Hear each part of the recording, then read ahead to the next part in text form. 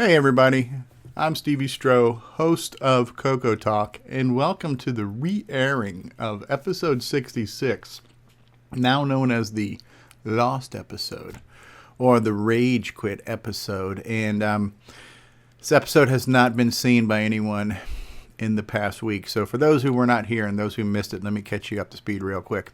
Episode 66 started off pretty good. We had a very nice assembly segment by Steve Bjork, part 3 in his series, and that was great. We were then going to follow it up with some more discussions, and the second discussion that immediately followed that after the commercial break was a discussion on the basic interpreter and how it works and why it's slow and what it does, which also kind of morphed into a discussion on how can you optimize the basic interpreter. This was all being provided by James Diffendaffer, who's got lots of experience with kind of decompiling basic and looking at it. And what's the word? Disassembling basic. So he's disassembled basic for the MC10. He knows how it works. He's optimized basic for the MC10. He is optimized basic for the Color Computer 3. So very knowledgeable guy, knows a lot. Was trying to share all this information with us, and it's great, fascinating, riveting technical discussions, but it was just so much. And at the 2-hour point, we've had nothing but tech talk, and my head was literally ready to explode. And so what I should have done was to open my mouth and say something. I should have verbally said, hey guys, let's take a break, or let's pause, or let's save some of this for later. I didn't say that, which I should have, and so that was my first mistake. And so rather than doing that, I let myself continue to get hot in the ears, and because at this point my brain is shut down. I couldn't think anymore. I couldn't process anymore. I did put out a little text chat in Skype, and I said, guys, we need to wrap this up, or I'm going to rage quit. And I don't know if anybody saw that message, but that was the only warning I gave everyone. And 3 minutes later went by, and everybody's still blah, blah, blah, blah, blah, blah, blah. And so I was like, all right, this is it. Boom. I just hung up on Skype, and boom, I ended the episode. And obviously I feel bad about doing that. I feel bad for the people who were in the middle of a discussion. It wasn't fair to them. We had a segment going. They had no warning, and I just abruptly ended the Skype call. I abruptly ended the live stream. It should also be noted that we had technical difficulties with Skype that morning too, because Skype pushed an update down, which really made Skype freaking haywire. That was driving me crazy. My broadcasting software had an update, so we had all these updates going on, and it really felt to me that the whole world was spinning out of control, and I just had this moment of anxiety attack where all of the weight of the world's problems hit me at once, and I was like, F it, and I just hit the hang up button. So I am not proud of that, but it happened. And since then, luckily, we've had lots of discussions, and we're luckily a very tight-knit group, and everybody's kind of gotten over it. I've gotten over it, obviously. I have been forgiven, and as a group, we are all back together, and we even that same night got together. And so even though we had a little bit of trauma, a little bit of drama, a little mini tragedy on the show, the same evening we all kind of banded together and started looking for alternatives to Skype, because Skype was one of the problems that was just compounded by other things. And so we ended up doing a lot of testing of other ways to communicate not using Skype, and in the process of that actually had some fun times and some good discussions. And so while the original episode 66 ended abruptly in the middle of James Diffendaffer's segment, in the middle of that, it kind of ended abruptly. But where that ends, we're going to pick up with I've kind of spliced together some clips of our evening conversation where we ended up being able to laugh about the whole thing. So what you're going to see now is nothing has been censored from the original episode, but there's been some value-added content added to the end. And so one of the reasons why I didn't want to air it initially was it just felt like it was incomplete, and I wasn't sure how to complete the episode. I wasn't sure if it should be aired, if we should make a do-over or whatever. But I think for better or for worse, it just needs to be put out there. So there were a couple of great segments. It's just a bad ending, and I feel bad about how I ended it. I feel bad of how unfair it was to the people speaking and to the people watching. And so luckily like I say, we've all moved past it. We've gotten stronger as friends and as a show and as a team. We've banded together. We've got a new solution for doing our live broadcasts, and we're all living happily ever after. So enjoy the extended edition of episode 66, and I'll probably have one or two more little clips of commentary to warn you when things are about to happen, to explain what's going to happen next. And for those of you who might be listening to this, this might be one you want to watch just to watch my face and the reactions that I start to go through right before I have my meltdown. And there's even some cool little clips here that I'm going to add that Ken Reichert sent me of me melting down. I've got some really cool animations of me having a meltdown now. And I have no idea being the butt of a joke or being part of a running joke. Whatever serves the show, whatever we can do to amuse our audience, I'm here to do that. So anyways, long-winded introduction to this episode. Enjoy episode 66 and the bonus content. Lots of technical difficulties today, so here we go. CoCoTALK episode 66 is going live in 3, 2. Let me get the right fingers. Let's try this over again. 3, 2.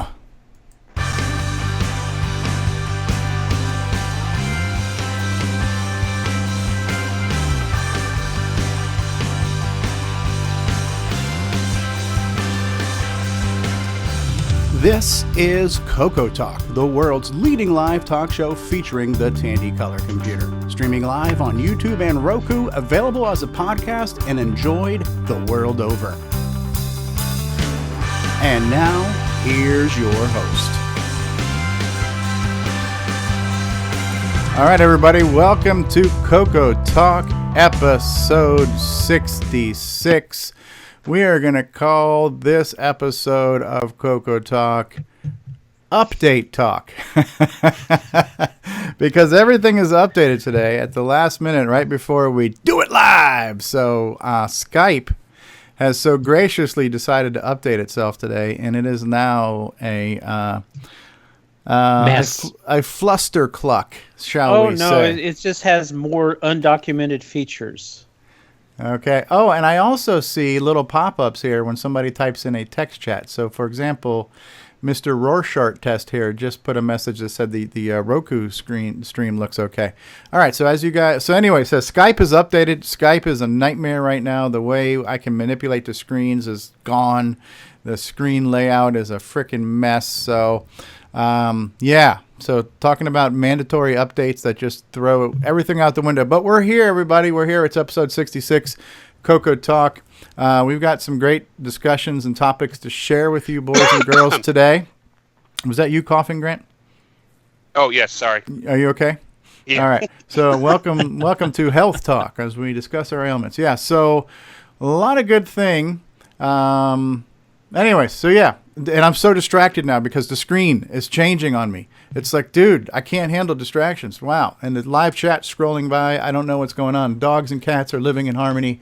It is insane. How about we start by saying hi to the people in the live chat, because I've already been completely derailed here. So Mark Overholzer was in the live chat. Ken Make It is in here. Steve Bjork said starting soon. Nick Marotta is here. Hey, Nick. Mark Siegel just popped in and said hi. Retro Innovations says, is this thing still on? And Terry Steen and Nick Marotta in the live chat. Okay, so now that we've established that, we got that going. And so now when you guys type something in live chat, it pops up over your video feeds too. So it's really distracting me. When you guys are typing in the Skype chat, it pops up and it overlays your video feed. Really screwing with me right now. That's okay. We'll figure it out. We'll deal with it. So we're going to be talking about a lot of stuff today, boys and girls. We're going to be talking about... Well, Steve Bjork's got a new assembly language segment for us. This will be now part 3 in our series of assembly language discussions. We are going to talk about interpreted BASIC. Why is BASIC so slow? That will lead into some discussions on optimizing BASIC. And then we'll even get into a discussion about maybe a new way to compile BASIC, like a BASIC cross compiler, which it looks like a few people are working on this. So if you've been following the conversations in Discord, we've had Brett Gordon has been working on something, a tiny basic compiler that he's played around with and got up and running in Phuzix. John Linville has posted something this week where he's got something that can start to compile to the MC10, and that's just the beginning of stuff. So yeah, so we're going to talk about assembly. We'll talk about BASIC being sucky, how to make BASIC faster, how to optimize BASIC into assembly, and it's all going to come back to assembly. So there you have it. So on the show today, very difficult for me to see this now because all the icons have changed. So how about we start with the large heads on the feed right now? And the biggest head here, of course, has got to be Grant Leedy. It's so big, it generates so much heat, it needs a fan to cool it off. That's right. Oh, thanks a lot. So, and so 60's saying, did you see the AGD discussions? What does AGD stand for? That sounds like some type of thing you need treatment for. So we have Grant Leedy with us. We've got Mark D. Overholzer with us. Hello, Mark. Howdy. We've got Terry Steen is with us. Hey, Steve. How are you? We've got Mr. Steve Bjork from sunny Southern California. Howdy, y'all. And we have up on the top here in a row of small, weird icons. I've got James Diffendaffer. Looks like a Rorschach test now, an ink blot. How are you, James? Pretty good, and it is a Mandelbrot. A Mandelbrot, okay. To each their own. We've got the angry Muppet himself, Richard Lorbieski of Boisson Technology. Hello, Richard. Hello, yep, still doing my community service by appearing on this show. We've got Jason the Coco Man Reichert is here. Hey, everybody. We got the Thunder from Down Under. Nicholas Marentes is with us. Good day, everyone. Good day, everyone. I'm one of the smart ones. I'm still running the old version of Skype. No problem. I'm so jealous right now. And for whatever reason, Skype has kept both the Canadians that have video feeds as small icons for me now. So we've got one little bubble head up here, L. Curtis Boyle. How's it going, E? I have got my own bobblehead now. I'm pretty proud of that. Let me see. I just made Curtis's head big now, too. So right now, Curtis is the biggest head. And then we also have another Canadian, D. Bruce Moore. How you doing, eh? Hey, take off, eh? That's what I'm saying to Skype. Yeah. Me too. Oh, okay. So 60 says that is the arcade game designer, a cross-platform thing that Pear, Surratt, possibly others seem to be helping port to the Dragon and CoCo. Oh, yeah, I do remember somebody posting that. It was made for the Acorn or the Spectrum or something, the kind of cross compiler type thing. Okay, so that's called Arcade Game Designer. So that's kind of cool. I'm not as up on that, but thanks for reminding us there, Karen. All right, so yeah, I'm sorry. I'm completely confused and bewildered right now, so I'm a little out of sorts. But anybody this week have anything they want to talk to us about in the way of project acquisitions or updates? And if you have a larger discussion, we'll save it for the segment. So make sure you keep your updates kind of short. But anybody got any new toys this week or anything they've been working on? Not me. I've been too busy with work. I've been too busy too, so I have nothing. Okay. Yeah, no new toys, but I did do my Retro Bright, and so I'm posting it to Discord. And it's so cool. Can you hold it up on camera for us to see? You got it with you? I got it on my iPhone, shooting it to Discord right now. I didn't know if you would want me to do a screen share or something like that. You could, or if you put it on camera, or screen share your Discord. I don't care how you do that, but yeah. Let me try. All right. I'll have to figure it out. So we'll move on while you're figuring that out. Bruce Moore, anything new with you? Yes, CoCo Forever Episode 5 is locked and loaded, ready for whoever needs it. Ready to be obtained and enjoyed? Yeah, I just finished the upload now, and it has a large video segment, so the story continues. All right, well, why don't we do that real quick? How about we just run a CoCo Forever teaser here real quick to remind everybody. You guys won't hear it because I don't know how to share system sound in the updated Skype, but we're going to do that real quick. So here's our CoCo Forever teaser for those who don't know. How does it feel? I'm still believing. Oh, yeah. That's for Episode 4. Yeah, whatever. It's a teaser. Guess I need to make a new one. Yeah. And here, see, I got this little bonus window right here that I'll just put in the middle. I have this little bonus window that Skype has given me. So now I see Bruce. This window here seems to be dynamic. What the hell what is this, dude? Who just popped up this picture on my Skype, dude? I don't know what's going on here. Welcome, man. Skype is freaking me out. I have no idea what's going on right now. Yeah, I don't either. All right, so, we got to find a new way to do this show. I swear to God. You can move the little window. I move it to the side. When the Yeah, main Skype window loses focus, it pops up. I think we should start with maybe some coffee cans and strings, something. But this is becoming a freaking nightmare trying to do this show. All right, so you've been working on CoCo Forever episode 5, and so this is where I think some people get confused, is because you started with episode 0. So before, when you had episode 4 out there, that was technically the 5th episode.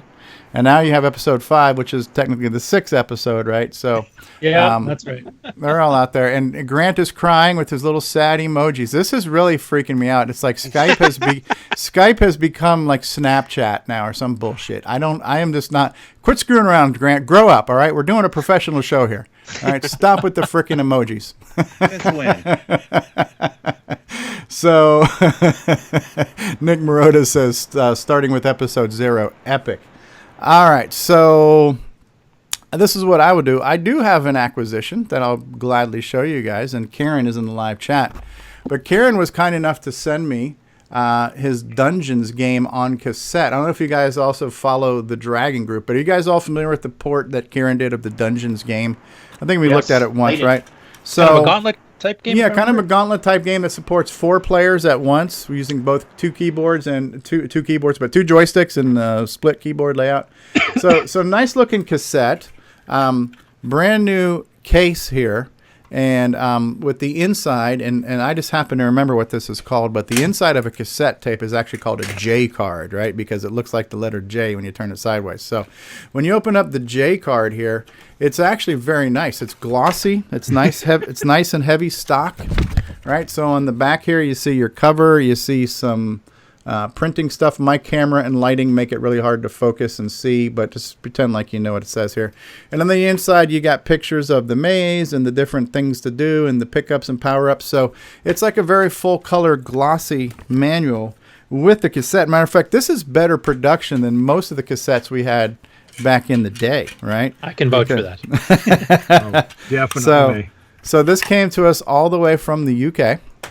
And thank you, Karen, for putting that together. And I think he had brought these to the most recent Dragon meetup, right? And so he had brought some there, and then he had posted something saying, if I have a few left over, if anybody would like them. So I said, yes, me. I would like one. So cool. Thanks, Karen, for sending that out to me. So that's kind of my project acquisition. I also acquired the Phoenix IDE from Roger Taylor, for those who've been following that. He has that on sale right now for $29. I don't fully understand how to use it just yet, but we are all working in Discord now to put our heads together to understand how to use it, and we'll hopefully be able to have an update for that.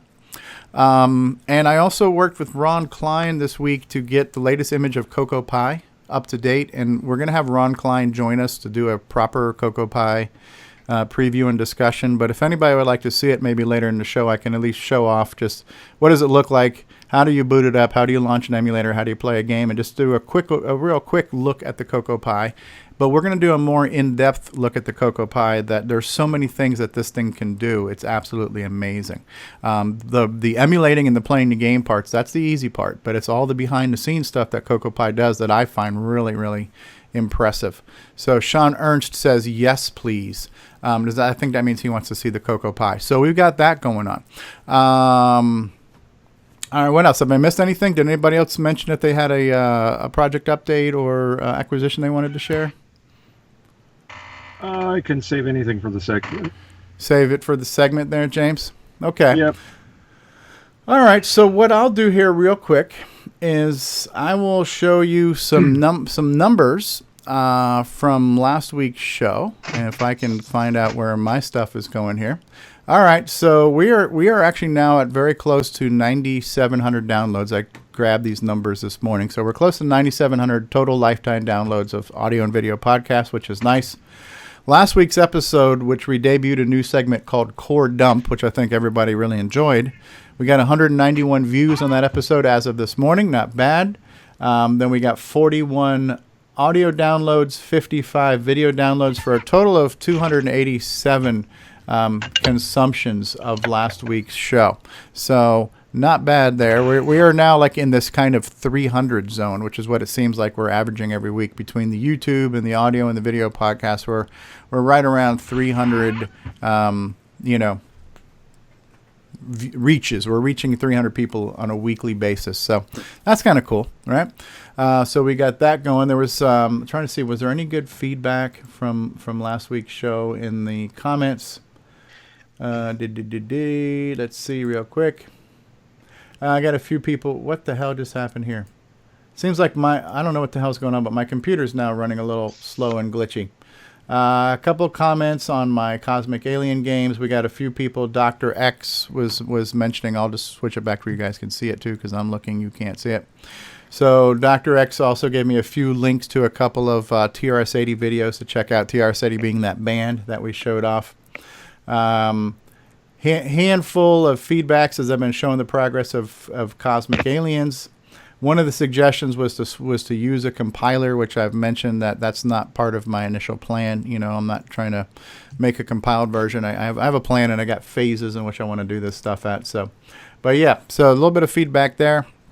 And have I missed anything so far, guys? We doing good? I don't know why. I just feel like I'm completely out of it. Okay, so how about we do this? We will talk about our sponsors real quick, maybe take a quick break, and then we'll jump back in. And Steve, you want to do the assembly segment first?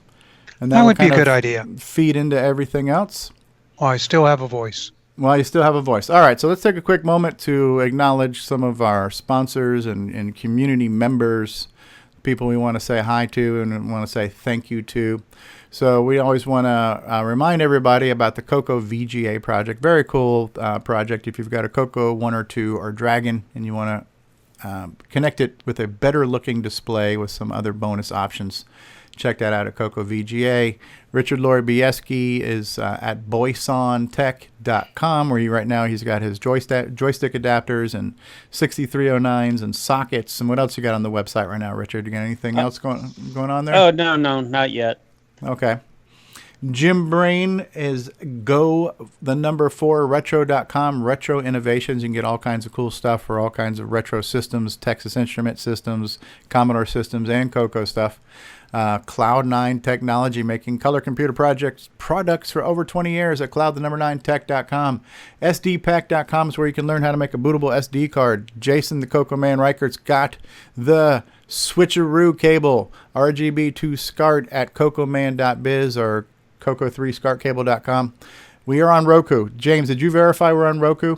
Where's Ron Delvo? Where the hell is Ron? Ron's also our Roku guy. We are on Roku. We're on Roku.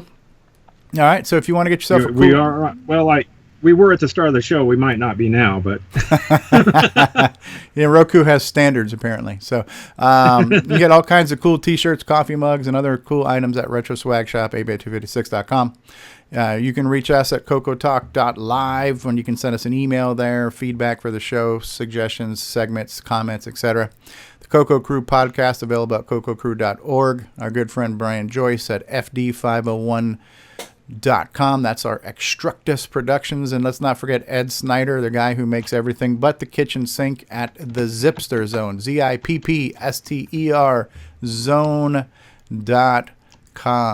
All right, so we've mentioned our sponsors. We're about ready to get into the meat of the show. We're going to take about a 1.5-minute commercial break, and we'll be back. And then we're going to get into some assembly language with Steve Bjork. Are you guys ready? Sure. Yay! Yeah, actually, this is the best part of the show. This is without Steve talking. All right. So. Wow. All right. Sorry, I got distracted. The Skype helper app is pegging my 4-core CPU at 280% right now, and it's dragging my system down. So. Crikeys. Yeah, we're gonna have to figure out an alternative. Yeah, we need a backup platform at this point. All right, guys, we're going to take a break here, and we'll be back in about 2 minutes. Hey, this is Eric, and you're listening to CoCoTALK. Hey, this is Bruce Moore, author of Force of Doom, and you're watching the original gamer, Stevie Strow. only the bravest souls enter. Only the most cunning return. Defeat innumerable monsters to ransom the king's scepter, stolen by the evil wizard. Your sword, shield, and wits are your only allies. Pray you find a magical inn as your only respite in the forest of doom. For the tiny color computer 1, 2, and 3. November 2017, if you dare.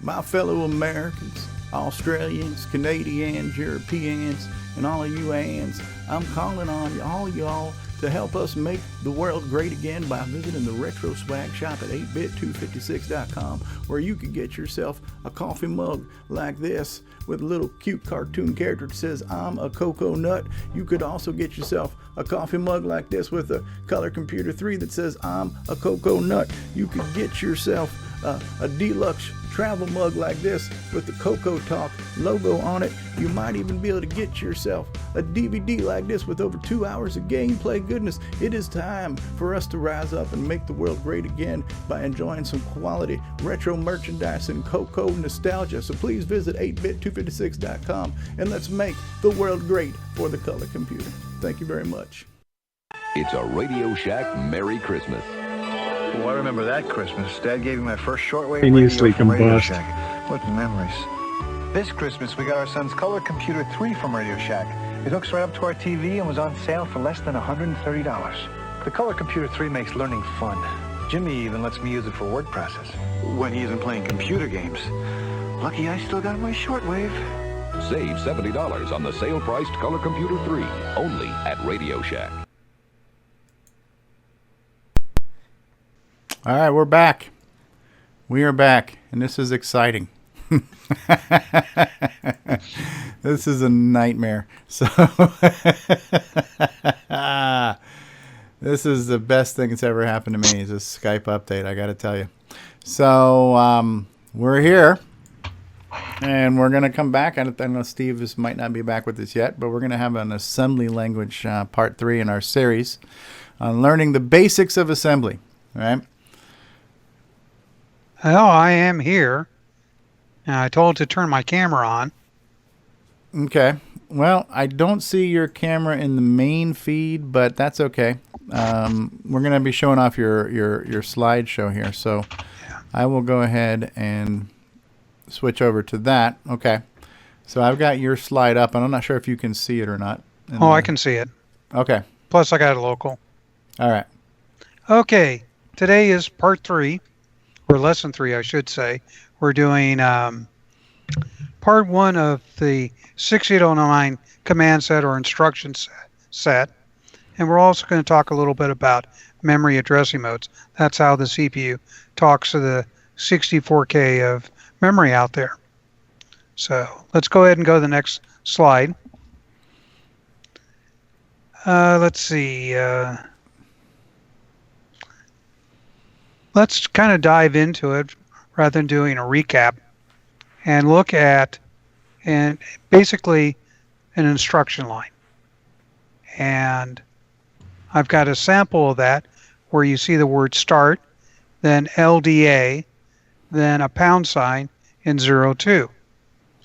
Most instructions are always going to be some simple 3 or 4 letter word followed by some sort of extension to the command.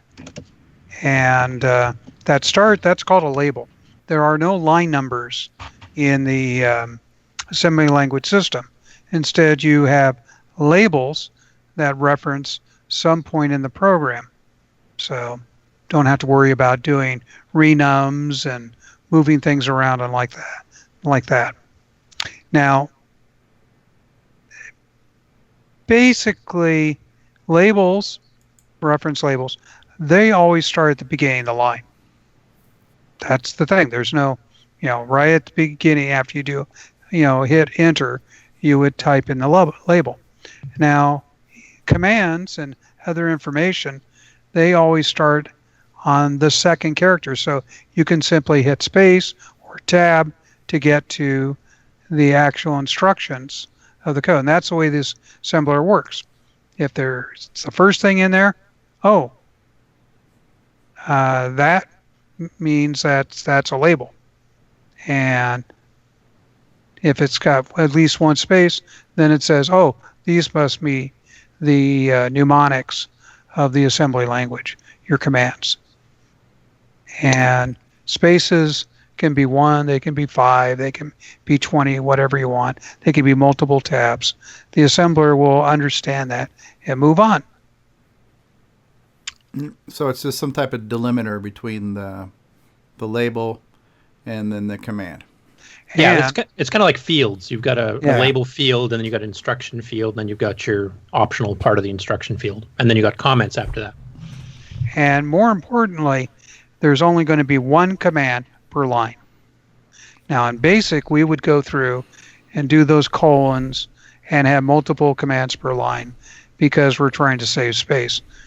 We really don't need to save space because the assembler will assemble it down into the actual machine language of the computer, and a space here, a space there has no effect on what the output is, what that final program is. So why don't we go ahead and go to the next slide. All right, let's take a look at what that line system was doing. As we said before, the start was a label, a reference. The LDA is load the A register. Well, much like Linux and like that, assembly language was always short, sweet, simple commands. They wouldn't do load A. No, that makes it too long and hard to type in. So they do they do LD for load. Then you've got the A register, so they put the A down. And then the pound sign O2, well, the first part is O2, that's the number. But what that pound sign's trying to tell you, this is immediate. That means that within the instruction, you're going to have the O2, and that's going to be loaded into the A register. That's a type of addressing mode called immediate. They actually store the number in the instruction. And that 02 is technically a hex number? Actually, I just did it. It could have been simply 2, because leading zeros are ignored. But I just did it 02. Yeah, it defaults to decimal in this case. If you put the $ before it, it'll go to hex. And in the case of 2, it's the same either way. But right. Okay. Yeah, this is decimal. Okay. And then you also have binary when you put a % sign in front of it. And we won't talk about octal because you never use it on the 6809. Agreed. Okay. Okay. Well, why don't we go ahead and go to the next slide. Now you can load up A using other addressing modes. So you could actually grab up an A from some location in memory or some I/O port, whatever, transfer the contents. And typically when you're doing this, use the extended, especially the I/O registers. And so load A FF02 will load it from that PIA that's sitting at that location. Because the way the CoCo works is your I/O ports are memory mapped. They're in the same general locations, loading stuff, just like you do from memory. It's just that the CoCo says this part here is not memory, it's I/O space. And then can talk to the peripherals and like that. In the CoCo, I'm going to try and do all this stuff in the beginning as strictly CoCo 1 and 2. We're going to keep it simple. We're not going to start throwing in things like gimme registers and stuff like that. Later we'll put that stuff in and confuse the hell out of you. But now the thing about when you do a load A extended, the instruction includes the 16-bit address of where you're getting the information. So the first part of the load A, that's 1 byte. And then you got 2 more bytes that contain the 16-bit or 2 byte words of the address. So it takes 3 bytes to actually do that instruction. Now, the infamous wisdom of Motorola when they designed this chip, they knew that you're going to have some storage that you could get to very quickly. So they came up with something called direct addressing. And this is where the instruction includes just a single byte to reference the location you're trying to read from. But remember, addressing's always 16 bits. Well, you get the other 8 bits from the direct page register. Now, originally, in the early 6800 series, the direct page was always 0. Same with 6502. Yep. In the 6809, they came up with a register that you could load up. So you could move that pretty much anywhere in memory. So you had 256 direct pages that you could reference. OS 9 uses this quite a bit, which Yes. I'm sure we'll get curious to talk about towards the end with the extra stuff that we'll be throwing into the lessons. One thing I wanted to mention too, like given the 2 examples you have on your slide, if you wanted to use direct page for your first extended address, you could do that by loading DP with FF, which would be the page number that it's in, and then you could do a load A02 and it would grab it from FF02. Mm-hmm. Exactly. And but see, in the case of OS 9, you can have multiple programs running simultaneously. And if you only had one direct page, that would be a problem because they'd all be writing to the same page. So when a program starts up, the direct page is pointed to the direct page of that program. Yeah. Just one of the niceties of having an operating system do that stuff. Now, we're not going to be getting into OS 9 like that. You're going to be doing everything. You're going to be doing all the work the OS 9 did, all the stuff that the stuff this basic did or extended basic did, and like that. So we're going to be we're not doing ROM calls, we're not doing operating system calls. We're just doing very basic 6809 stuff. And we do actually have in the second half of our lesson today an actual 6809 program with comments to help you through. And that's another thing too, is that on every line you can put a comment down. You can make a line entirely a comment if you want. And the better you start commenting your code, the better you'll understand what your code's doing months later when it's not fresh in your mind. Also, if you're grabbing code from somebody else, it's kind of nice if they did a nice job commenting the code, explaining what they're trying to do. Anyways, but just trying to finish off direct page, think of it as shorthand version of the extended addressing. It just makes it faster.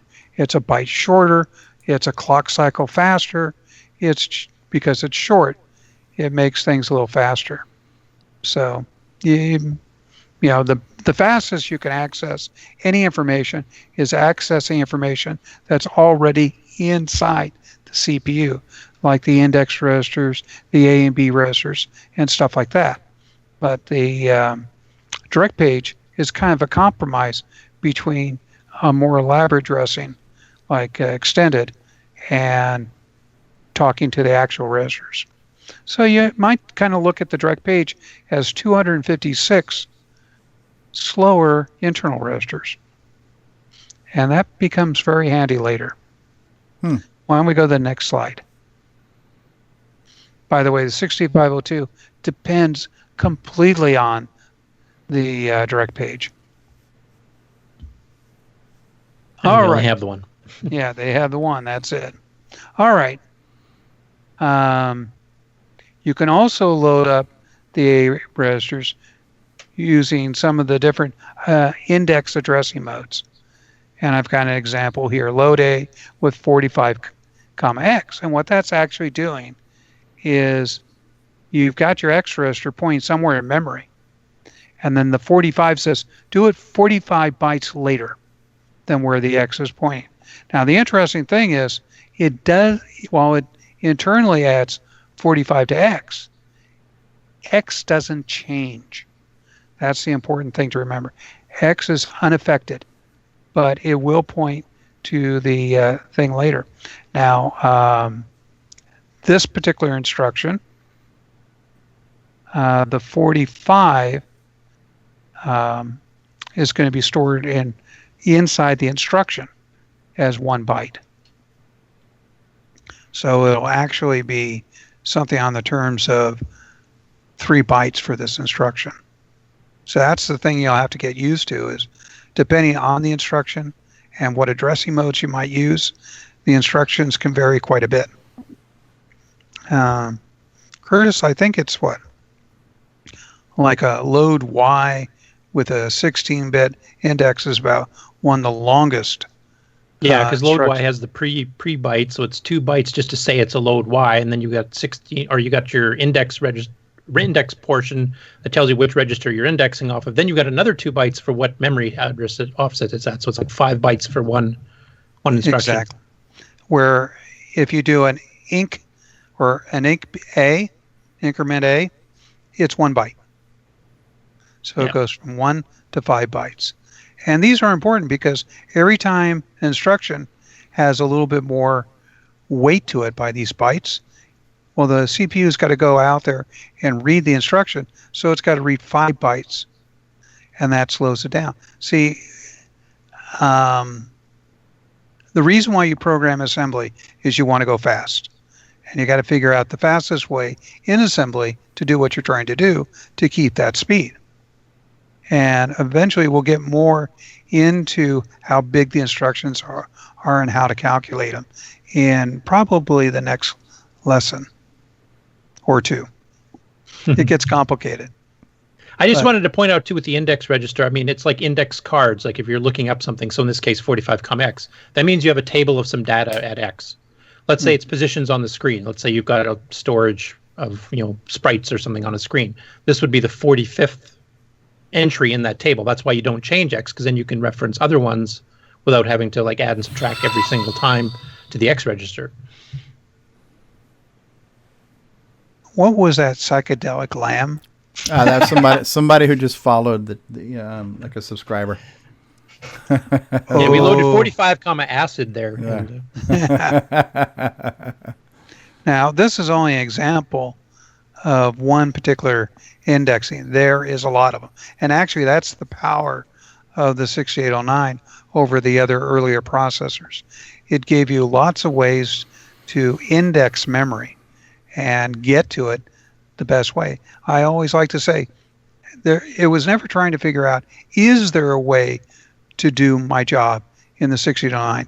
It was just trying to figure out the best way to get that code to work, because it gave you so many options. Let's go to the next page. Yeah, the other 8-bit CPUs at the time, because it's so few indexing registers, you might have to do 3 or 4 instructions in a row to do the same thing you can do in the 689 with 1. Mm-hmm. Definitely. We'll wait until you get to the indirect index option. That's going to blow your mind. I'm going to definitely love watching. We want Steve on camera when that happens. Stevie's going to have to be on camera. Yeah. For that. It's complicated to explain, but it is so powerful. Anyways, and continuing with the index, we have this little X. It means there's no offset. It's one of the quickest ways to access something using an index register. As X is pointing somewhere, we want that. Very handy for when you're going to the same location over and over again. Makes it very fast. Then you've got the these are just a few of them, not all of them, of the indexing modes. Now it looks a little funny with this X plus. What that means is go ahead, use the X register to reference that memory location, but when you're done, add 1 to X. Gee, what do you think something like that's used for? How about clearing the screen? Mm-hmm. You just move to a new position. Yeah, move to the next position. So you don't have to have an extra command to move X down the row. you can actually do it all in one instruction. So like it's like a self-learning for next loop. Yep. Kind of, yep. Yeah. Yep, exactly. Okay. And then, of course, we got that other example from earlier, 45, X. And the main thing to remember about this, it kind of adds 45 to the X address, but it's not actually adding it to X. Internally inside the CPU, it has mathematical units, and it loads up X, adds 45, and that now points to where it wants to go, where it wants to get the information. You can also do interesting things, such as having one of your accumulators, A, B, or D, use as an offset to the X register. By the way, when I'm using X register, it's X, Y, U, or S, the 4 index registers.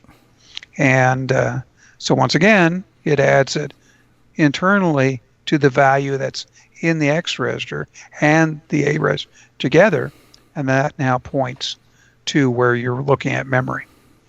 And this comes in handy for doing things like sprite manipulation and other references going in index tables.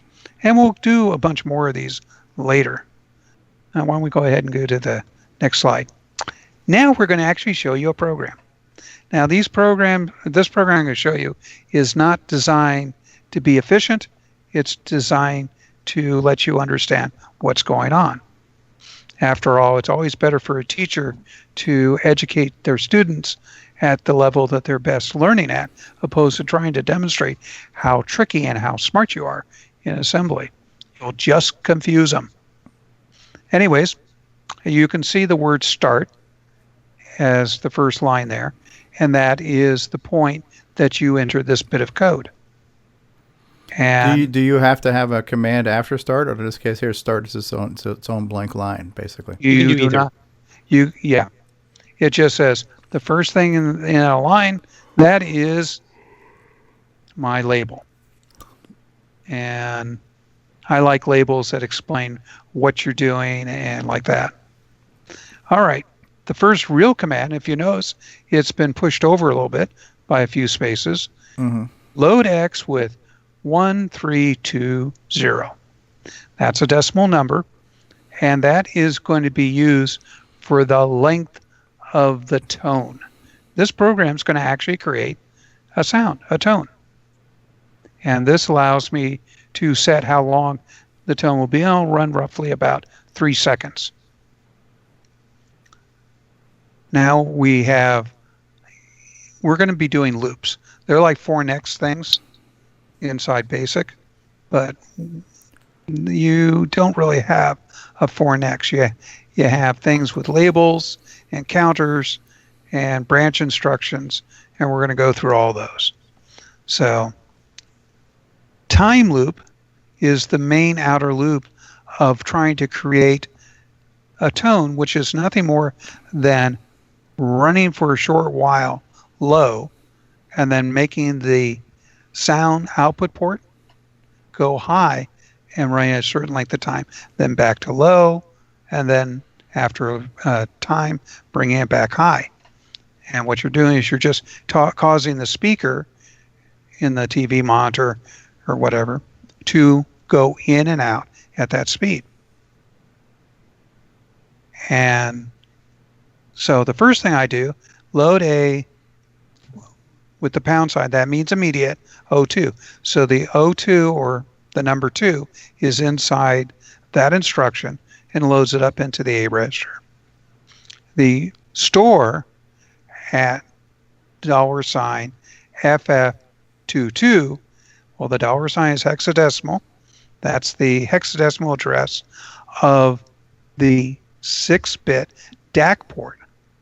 Now, also on the DAC port, in one of the bits that's not part of the DAC, since a port is 8 bits, is the status of the output serial line on the bit banger port, and it has to be high.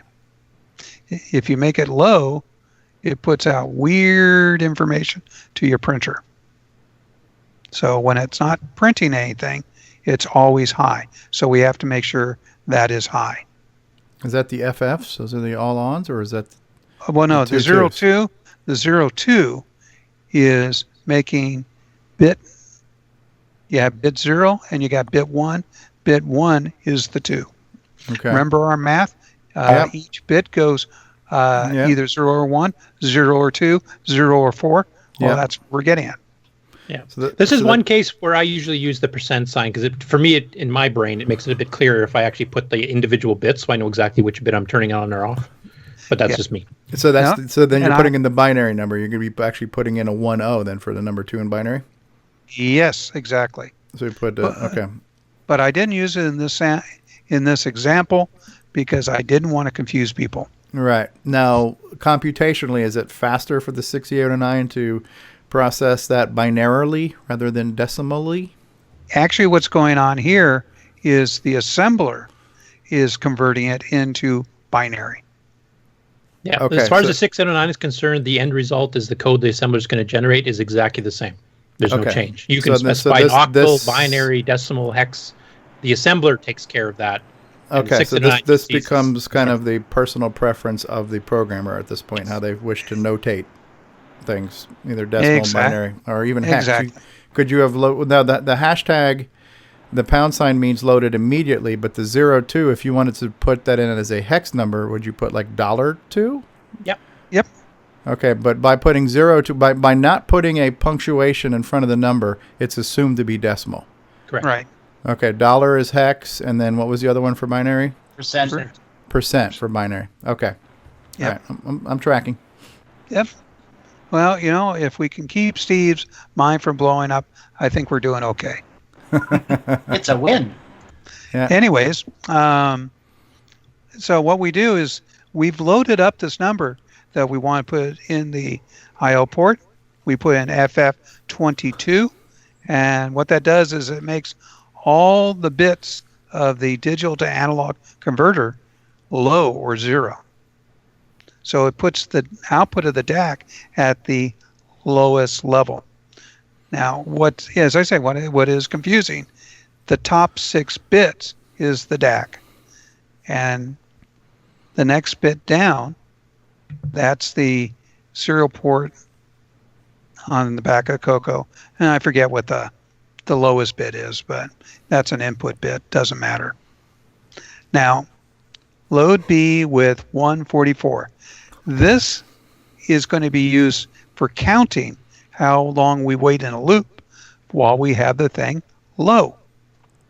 So, I just loaded up the B register. I could have loaded up the A register, but I just chose the B register for this one. Why don't we go ahead and go to the next slide?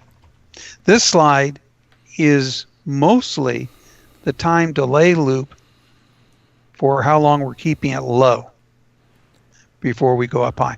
And then when it does, it'll actually go up high. So let's go through it quickly.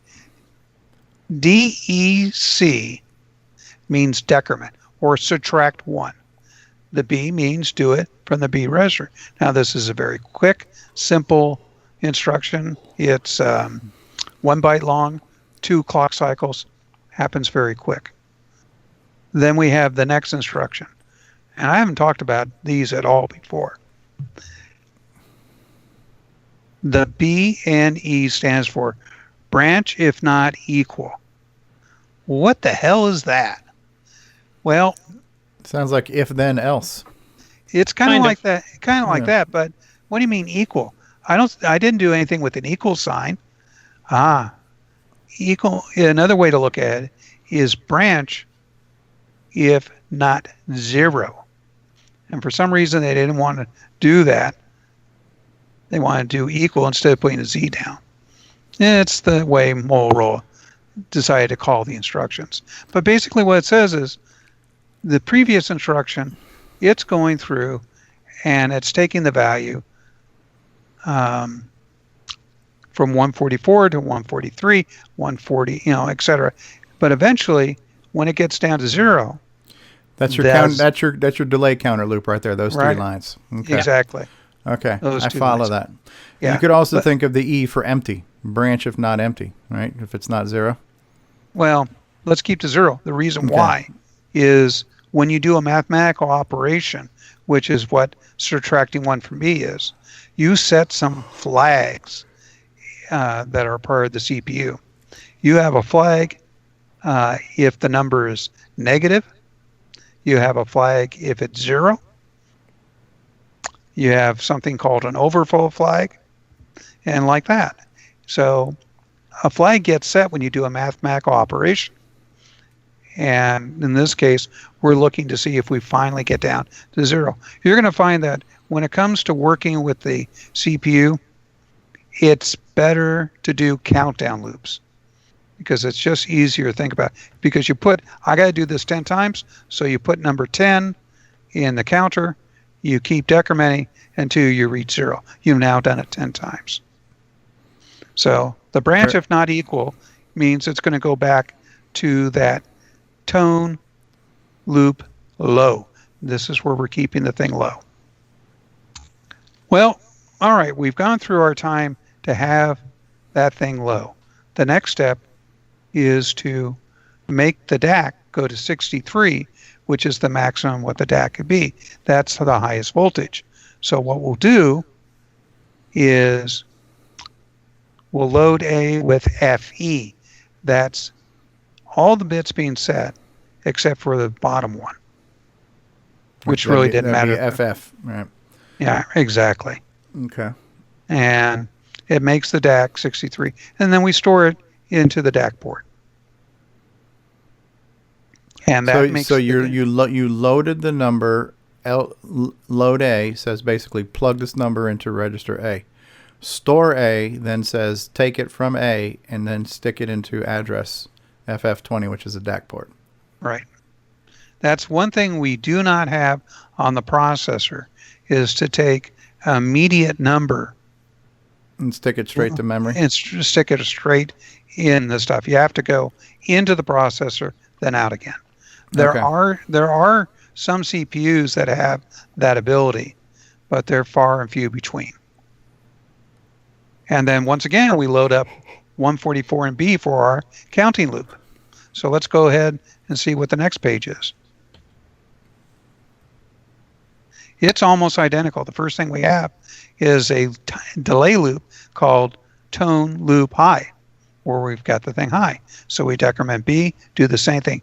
Branch, if not equal. In other words, if we haven't got the 0 flag set because we got down to 0 in the B register, go back and loop again. Basically go back to the decrement B. Now we have a brand new instruction after that. And it's probably the hardest one for some folks to learn about the 6809. Load the effective address that's coming next into the X register. Well, if you notice, there's a -1, X. So remember before I talked about... What am I not seeing here? I think you got to go up a page, Steve. Did I go too high? Oh, no. No, the other direction, yeah. One more? One more? There you are. There you go. Okay, I went the wrong direction. Sorry. Okay. I'm like, what's this guy You talking decked when about? you should have inked. Yes. Exactly. All right. Well, as I said, this is similar to the previous page where we decrement B, do a branch if not equal, back to the top of this delay loop. But the next instruction of load effective address X means whatever you create for the address next to it, put that in X. And effectively means you can use any of the addressing modes that sit for the index registers, do a calculation, and put it in the X register. And I'm using this one to do a count backwards down in a fairly large number, because when we're doing this tight up and down on the tone, the number was less than 256. So we could use a single 8-bit counter. But this other guy here is much larger. It's a 16-bit number. So what we have to do, we have to use a 16-bit counting system. And the index registers happen to be 16-bit. So we're decrementing the X register. I know it looks so fine, and we're going to cover much more in detail later about the instruction. But just remember, this is doing a 16-bit size counter. Yeah. 2 bytes. The way I view load effective address that made it easier for me to understand when I began was that I view that basically as the equivalent of x equals x minus 1. Because that's what it's doing. It's taking whatever's in x, subtracting 1 from it, and then putting it back into x. If you change that to, say, an LEA y minus 1 comma x, then it would be y equals x minus 1. And then there's all the other indexing modes you can add, registers together in large numbers, small numbers. It's quite a great instruction to have. Yeah, it was introduced first on 6809, and it really purred the power. Now, we've got that branch if not equal, or in other words, branch if not 0, to go back up to the time loop. And if we go back 2 pages, there's our time loop. There's the time loop. So it's going to run through all that stuff again. And it's going to do it 1320 times. And what that's going to roughly do is create a tone of about 440 hertz for 3 seconds. Because this timing loop will run roughly for 3 seconds. And each of those highs and lows are half of what 440 would be. Because when you're looking at a tone where you've got a number going, up and down, you got to wait half of the speed of the tone. And then you add the two together, and you've got the full speed of the tone of the 440. So this is starting to give you an idea. Also, how we go through and try to. Well, let's see. Let's get you back on that final page where it's got at the top the. Okay, you're there on the high tone loop. Anyways, after we complete doing this, I load A with 02 and then store A into the DAC port. That's bringing it low and leaving it off. Turning off the DAC when you're done? Yep, exactly. We got to clean up after ourselves. And the RTS, that basically kind of ends the code and returns. That stands for return. And we'll get into how RTS works. That's after we finish all the index stuff, because that's a powerful instruction. It allows us to create subroutines that can get used over and over again, just like in BASIC where you got a go sub and it goes off and does something. Well, this ends the routine. Okay. Kind of like return in BASIC. Yeah. Return to sender. Okay. Now, if you want to load up, get all the 6809 instructions, just do a Google search for 6809 instruction set, and there's several good websites and PDFs that are out there. Yeah, Darren Atkinson's is my favorite one. He's got the 609 stuff in there too, that if you want, but it actually highlights them so you know which ones are for which chip. And he's also the guy that designed the original CoCo SDC, if I remember correctly. Yeah. Right. Now, we're also just going to stay with one thing. We're only doing 6809 here. We're not doing 6309. Yes. I don't want to confuse you that much. I just wanted to mention that if you download Darren's, which is a very well laid out manual and explains everything really nicely, even sample codes, bits and stuff, that you are aware there is 609 stuff in there, so make sure you read carefully. Yeah. But anyways, how did that go for you, Steve? Not bad. Not bad. Yeah. Not bad at all. Yeah, I was hoping to avoid blowing your mind. I was hoping David would be on later to do that. Yeah. Now, when we get to extended or indirect index, that'll blow his mind. So I'm comfortable with that. Yeah. And also when we got to get in there and show him why you would use that, and that's the extra level on top of it. Lists lovely things. It'd be like teaching him 3-dimensional arrays. That's what it's going to be like. All right. I think that's good for today. We don't want to go too long with this. Yep. And now, this message. Hi, I'm Mike Rowan, and you're watching the original gamer, Stevie Strow. And when you're done watching, come over and listen to the CoCo Crew podcast. Hi, this is John Linville. And Neil Blanchard. We are the CoCo Crew. I hope you're enjoying watching Stevie Strow play video games, especially the CoCo games. And when you're done with that, check out our podcast at CoCoCrew.org. What's going on, guys? Stevie Strow here, and I want to say thank you so much for being part of this adventure with us. It's been such a great experience in doing CoCoTALK every week, and the support we get is just amazing. And so the fact that you watch and listen is all the reward that we need. However, if you would like to become a patron of the show and offer some financial assistance towards the production and hosting costs of the show, we do have a Patreon site available for that, and you can reach that by going to our website at CoCoTalk.live and clicking on the Patreon link. But just do us a favor and watch and listen to the show. No, that's good. Yeah. Any questions so far? From any of the viewers that are on the call, or including Stevie? Yeah, I was just trying to scroll through the slides again as I was looking through it to see if anything came to mind, because I didn't want to interrupt too much during the presentation.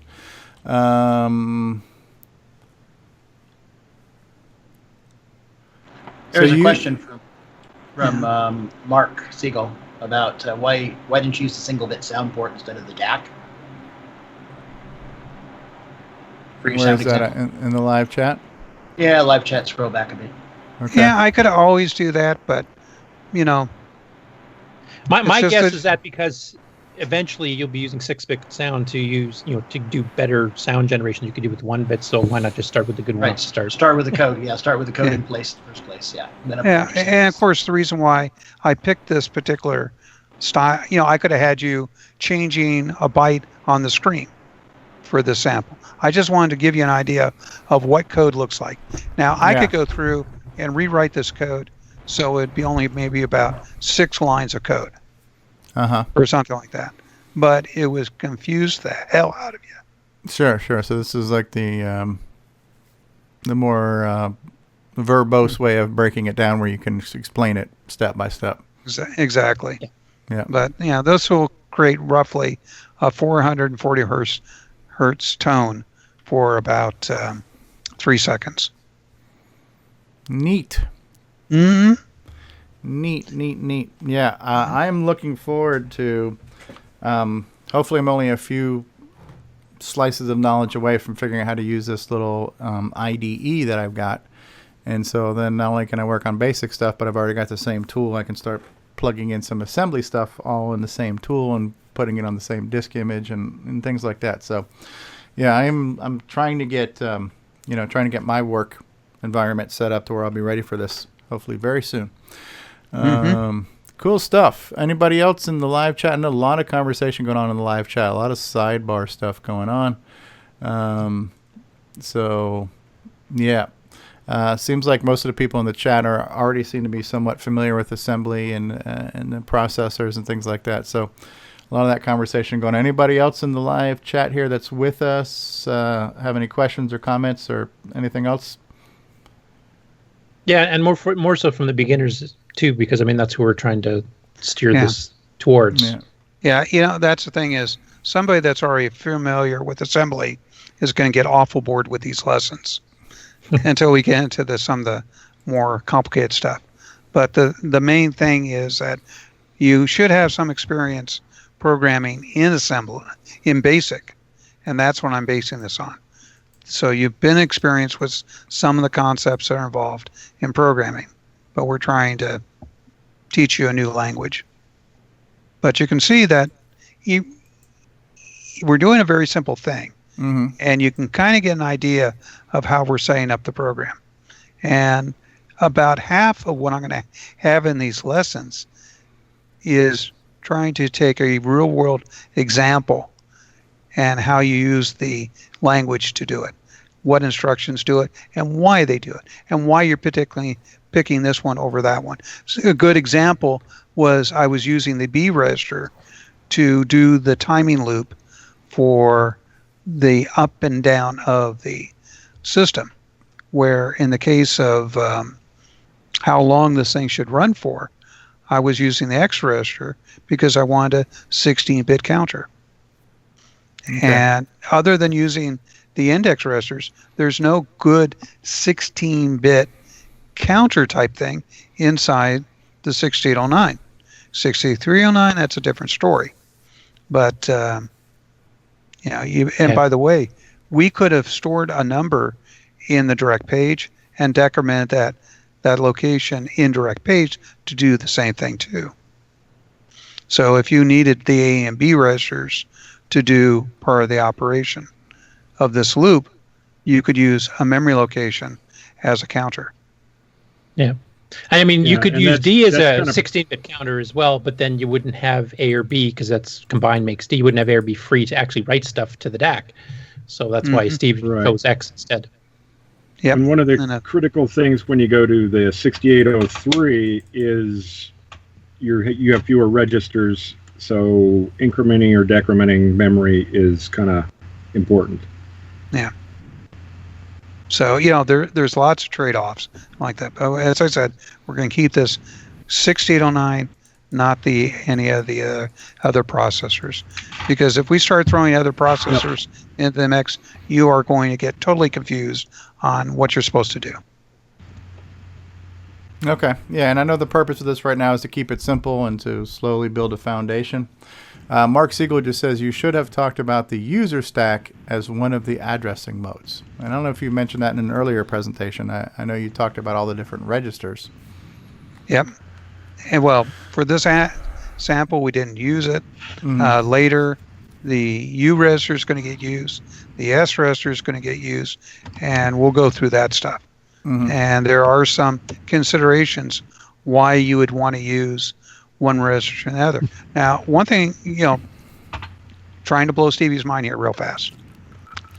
When you do arithmetic work on things like the A and B and the D register, they affect the condition codes of whether or not something's 0, whether or not there's a carry or whatever. Well, the load effective address command, you saw me there where I used it to affect the 0 flag by decrementing it by 1. And that works on the Y and X register. Does not work on the S, the stack register, the S register, or the user stack register. And when we get to those, we'll go into Y. But they do not affect these 0 flag. Okay. And there's reasons for it. And I see Curtis going, I know those reasons too. Well, Mikey, our good friend Mikey, who has given us our DriveWire Python tool, he says, I was watching the assembly tutorial while driving and survived. You was watching? Next, he'll do it while hang gliding. Hopefully one eye was on the road, Mikey. So, speaking of Mikey, when Ron Klein was giving me some of the behind the scenes on the Cocoa Pi, the Python DriveWire server is one of the options that's on there. And the nice thing about that is it'll let you use Disk Extended Color Basic with, like stuff that ordinarily would require OS 9 to do, like your IP Telnet BBSing stuff on an RS-DOS, shall we say. So that's one of the nice things about that Python DriveWire. So thanks for make sure you always drive safe, Mikey. Good stuff. We probably need to take a brief commercial break, but James Diffendaffer, would you like to be up next to talk? And we'll talk about some of the optimizations you're working on that can lead into why is basic slow and et cetera, et cetera. Does that work? I'm probably going to start with why is basic is slow, and then you'll understand the optimizations better. But I can be next. Okay. All right. So we're going to take a brief commercial break, and we'll be back. And so thank you, Steve Bjork. And yes, not everybody's camera's coming through right now on my Skype feed, so I don't understand why, but that's okay. I know what you guys look like. So so we'll come back and we'll talk about why is basic slow. Maybe get into some optimizations. If anybody wants to see it, I can show some updates I have to my Cosmic Aliens that's been using some basic optimizations, and just how I've gained a little bit more speed in my game loop. I can show something visually. All right, so we'll be back. Thank you all for being here. 22 people watching us live right now on YouTube, 26 people combined from some of the other mediums. So we'll be back in just a few, people. Thank you, everybody.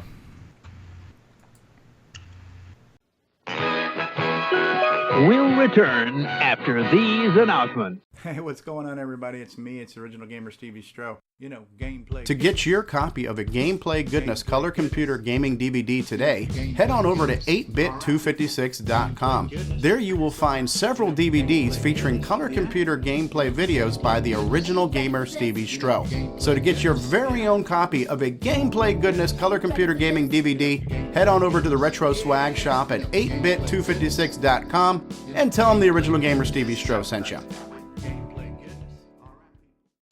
What's going on, everybody? Stevie Strow, and I want to say thank you for continuing to watch and listen to CoCoTALK. We love doing this show. We think we put together a pretty good show for you, but this show could be better with your help. So if you would like to send a feedback, a comment, a suggestion, a show topic, or maybe even your own little segment or bumper, then send it to us via email to CoCoTalk@CoCoTalk.live. This show would be nothing without you. Love to hear from you. We're back. So the first part of our show was dealing with our next layer of knowledge with assembly, and that was good. We're going to continue that as time goes on.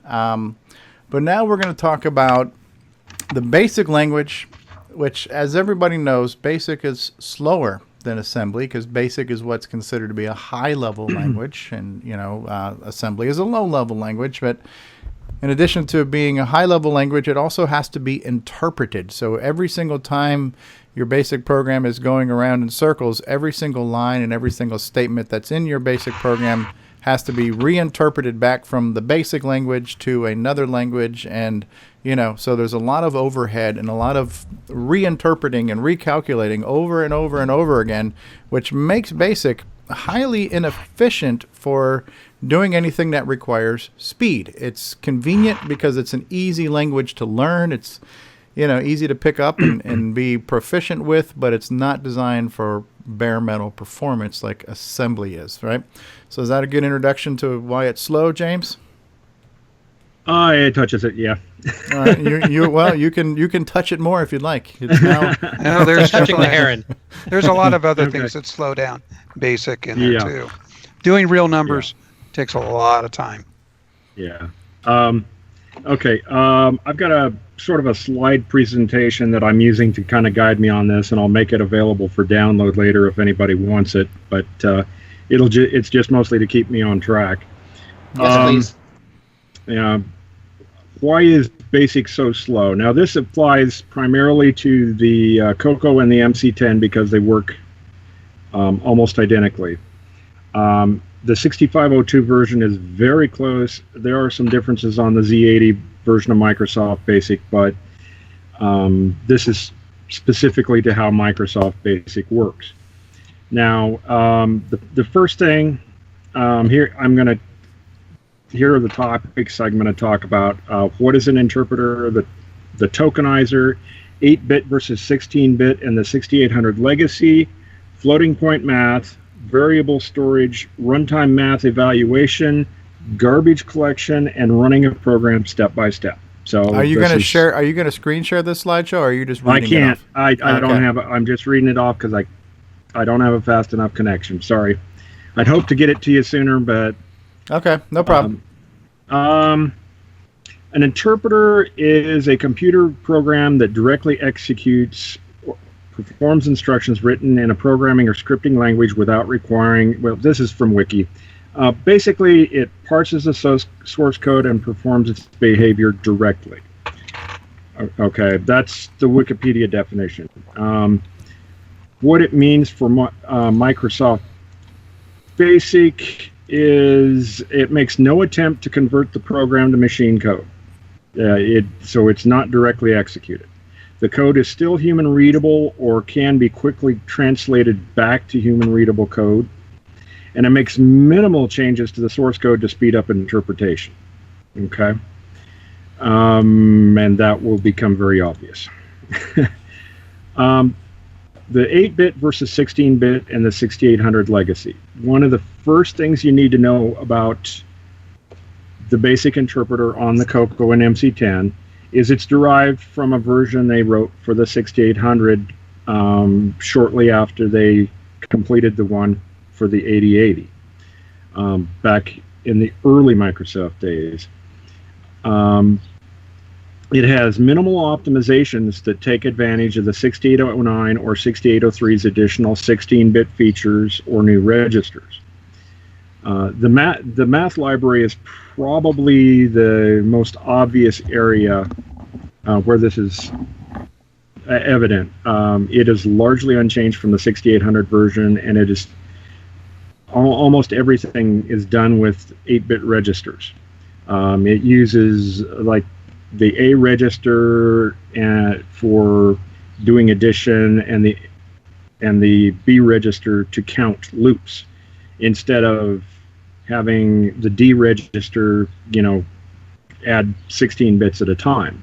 This makes it slower and larger than the code needs to be. Now, 16-bit code isn't always smaller, but it is definitely faster. Now, this is one of the areas that I focused on the MC10, but it's something there's only so much I can do on the CoCo because it's very possibly going to break things due to the number of changes. The floating point math library is actually 2K of color basic and the MC10's microcolor basic.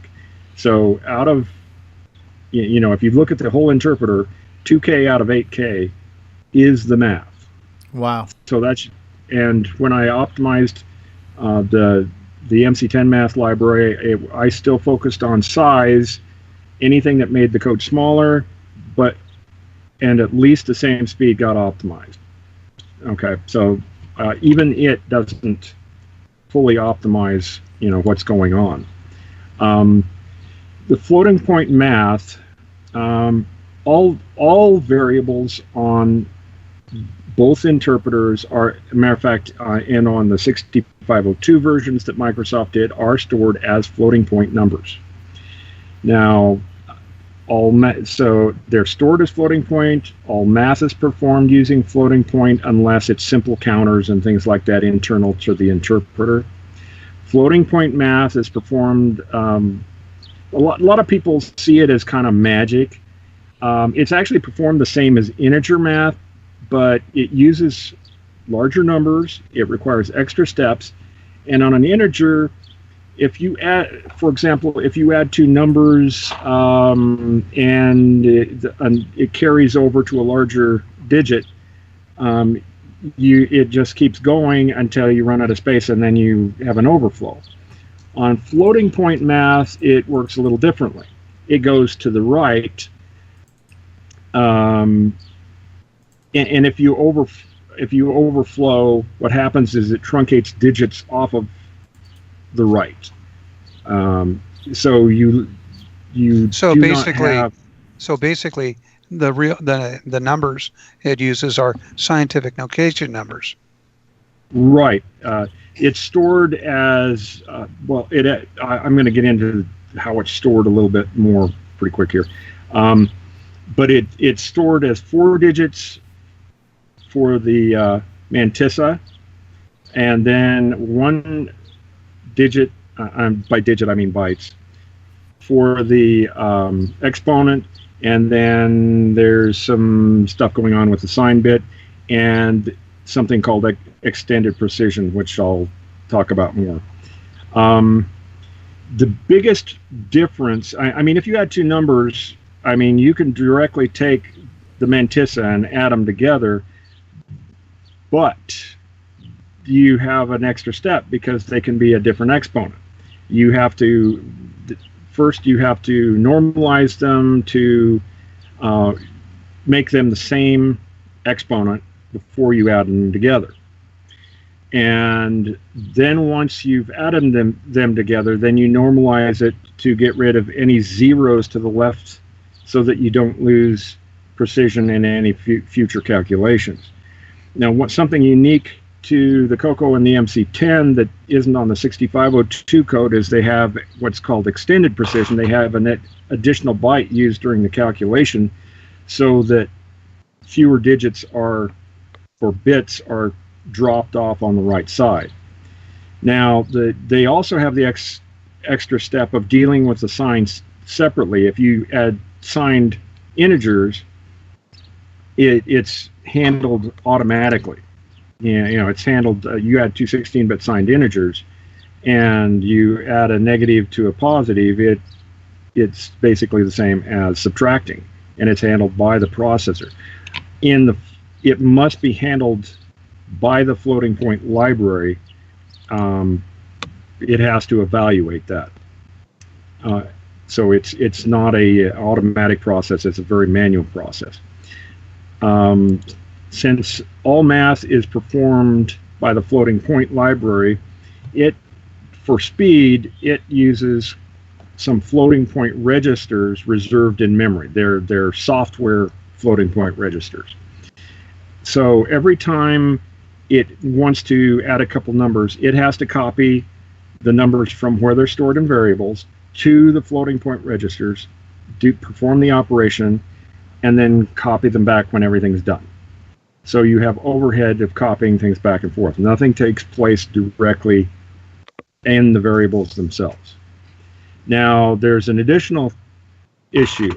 Numbers are stored in variables in a packed form, and that must be unpacked to load the floating point registers where most of the real operation goes. There's two floating point registers that are where most of the addition, subtraction, multiplication, division goes, and then there are some temporary ones just for storing things temporarily.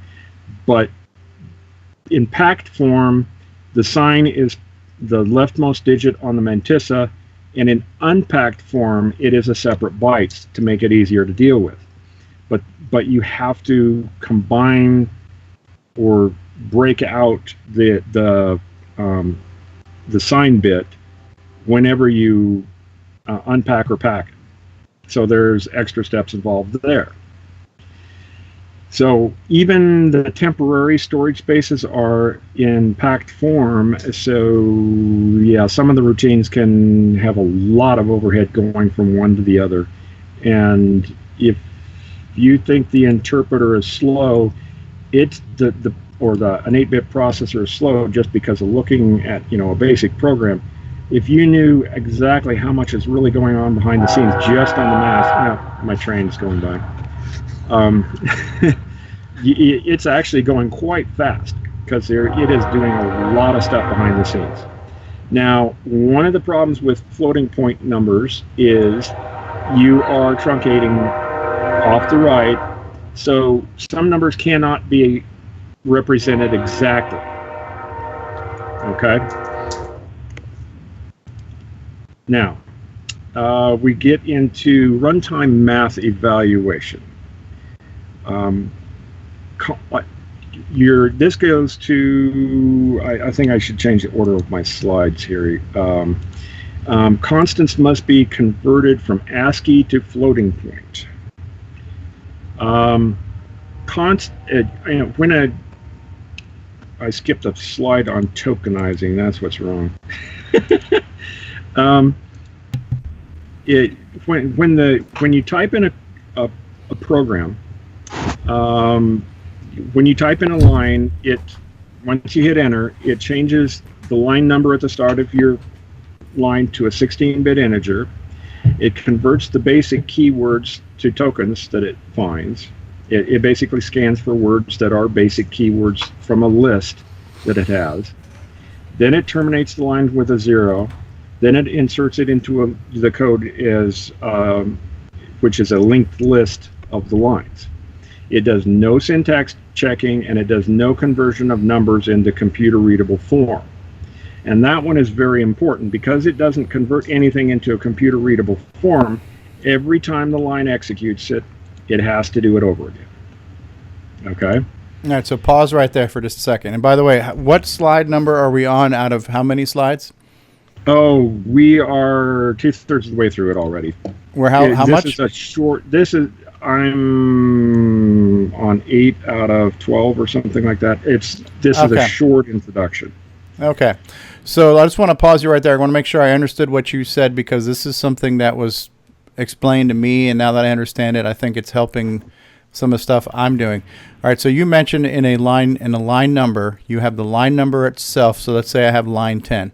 So line 10 gets converted to a 16-bit token for the line number, like a placeholder, like the label that Steve showed us in assembly, right? Like the start and the time loop and stuff. All right, and then the different words like for and next and stuff, those are tokenized, so they become some type of hexadecimal number that... they become a byte. They become a byte, so it's okay. And then you said the constant. So the constant is a number. So right.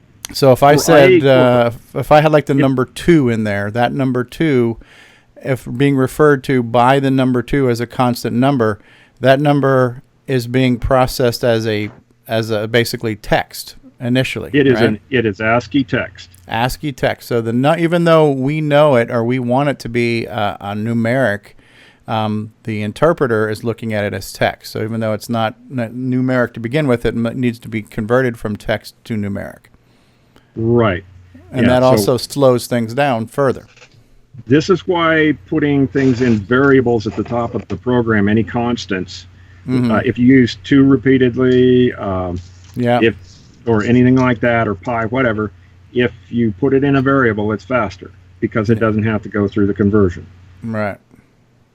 Yeah, it does the ASCII conversion to the number once when you're assigning it to the variable. If you put it as a constant, like if you have a line that says let A equals 2 plus B or something, that 2 has to be interpreted from ASCII, converted over to a numeric format internally every time that line's executed. Right. Now, the interpreter, one of the things that you could do to speed it up is to convert them to integers to a 16-bit integer and have a token to identify that that's what something is, or you could convert something to a floating point number.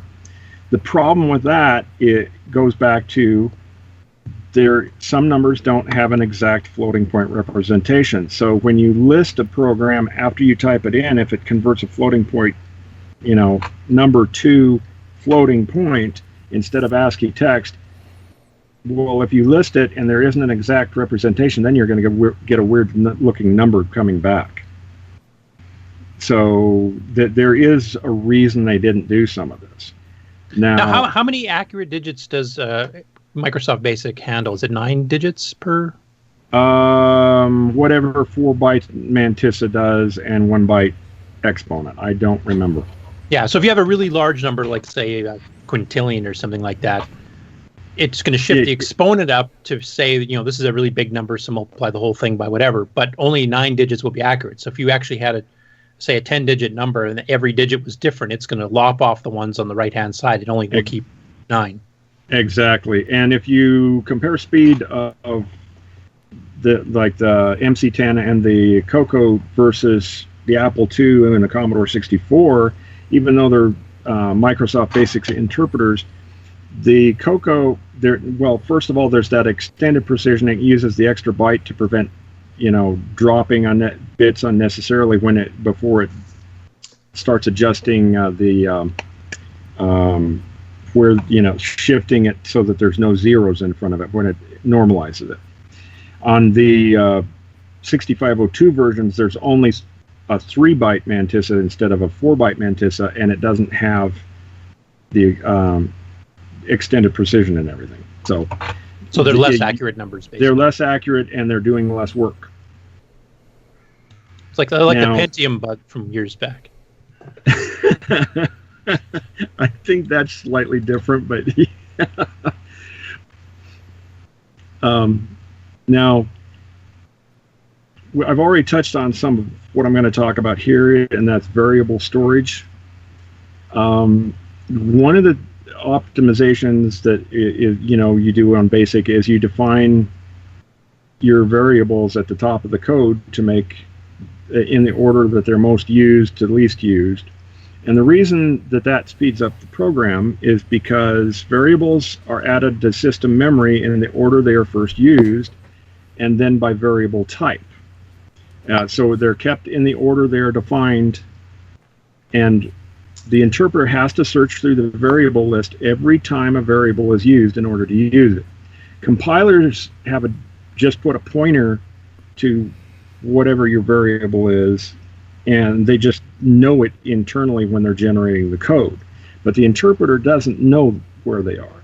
So every time you use a variable, it has to search through the variable list, looking for that name. Now, variables are stored as 2 characters. Your code can have as many characters as, 8 or something like that it allows. I don't remember how many. Well, actually, but 2. Only 2 of. Well, no, you can have longer names. It just ignores everything past the first 2. It ignores everything after the first 2. So you can make your code very readable if you want to, but in the variable list, it only stores a 16-bit value for the variable name. Gotcha. Now, the system tracks space for the stack, for pushing temporary values and things that go on during the interpreter. It pushes variables for your 4 next loops and things like that to the stack. Then it has an variable for variables that is reserved, and then you have an area where it's reserved for the program, and the system has to check if you make a string longer. It has to check to see if there's room, so you don't overwrite your program, because it builds it from the top down, your variable space, and it builds from the program when you're entering it from the bottom up. And then you're out of memory if the numbers cross. So it has to check things like that to make sure you don't overwrite your program. So there's another bit of overhead involved. Now, this brings us to something called garbage collection. String variables can change in size. You can make them larger or smaller. So it has to adjust the variable space to every time you free some string space by making a variable shorter, or it has to allocate more space by making it larger. And every time the system does this, it requires copying the blocks of memory where the string is stored, and any strings after it, up or down in memory, is needed. So there is a lot of overhead in that. And every time you define a new variable, in fact, it has to insert it into the list. Say if you've defined some floating point variables, and you define a string, and then you define more floating point variables, what it has to do is it has to take everything you did with strings, and it has to move them up or down. It has to move them down in memory so there's room for the new variable you created.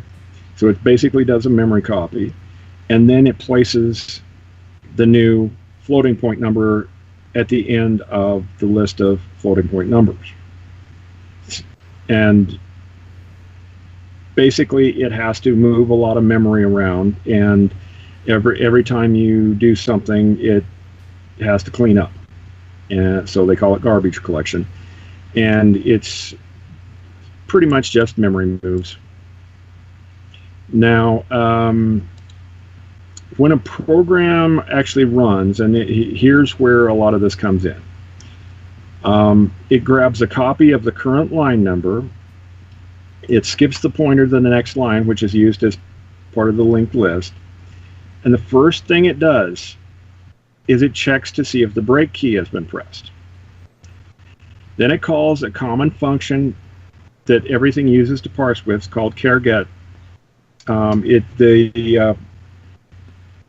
The disassembly for the CoCo does not name it as char_get. I would have to look up what it listed it as, but it's on the 6502 and the 6803 disassemblies, it's all labeled as care-get, and I can provide that information later from the 6809 disassembly. But it calls this to retrieve a byte of code. Now, this is a piece of code that is on the direct page RAM that Steve was talking about. And the reason it copies it there is so it can use self-modifying code. It increments the value at the end of a load instruction, an immediate memory load, so you have the opcode for load and then the address to load from, and like load A. And what it does is it increments the first byte of the least significant byte of that address, and then if there's no carry, then it jumps to the load. It loads the byte, and then it jumps back to ROM. And then in ROM, it checks to see if it's a 0 for an end of line. It checks to see if it is a legal token. And if it's not a legal token, then it generates an error. If it is a legal token, then it looks and it determines that by a range check, which it has to do. So not everything that is tokenized can be executed at this point. They are something that should be only part of parsing or executing an actual command. But things like for, next, if, then, else, your main stuff is within this range. If it is a valid token that it can use, it has to look up the address in a table, which involves multiplying it by 2, because it's a 16-bit table, so there's 2 bytes for each one. So this will give the offset into the table, and then it loads the address, and then it calls it. Now, once it's at the actual address of the code for doing like a for loop or an if, then, else, next, whatever, then it has to do additional parsing for that code, and that's where it has to look up the variables, it has to look up your convert your ASCII to constants to floating point and things like that.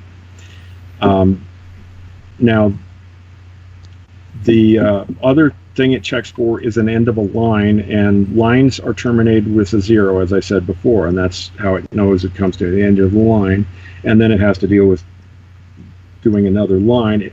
But once it's done interpreting an individual command, which involves checking syntax, parsing additional data using the same care-get function, or getting the previous character, it doesn't remember what it got, it just calls the code that actually does the load part of the care-get and reloads the byte, because you don't have enough registers to store everything. And once it's done processing the current token, the current command in the line, then it returns back to the main loop again, which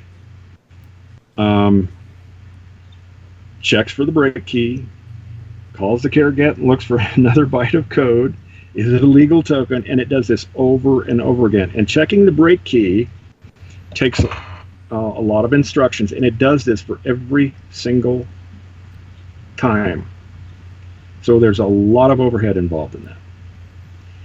Now James, I was going to ask, if I remember correctly, Color Basic 1.3 modified the break check routine so it wasn't called quite as commonly, not quite as often as it actually was kind of advertised as being a little bit faster as a basic interpreter. Have you encountered that too when you've gone through it?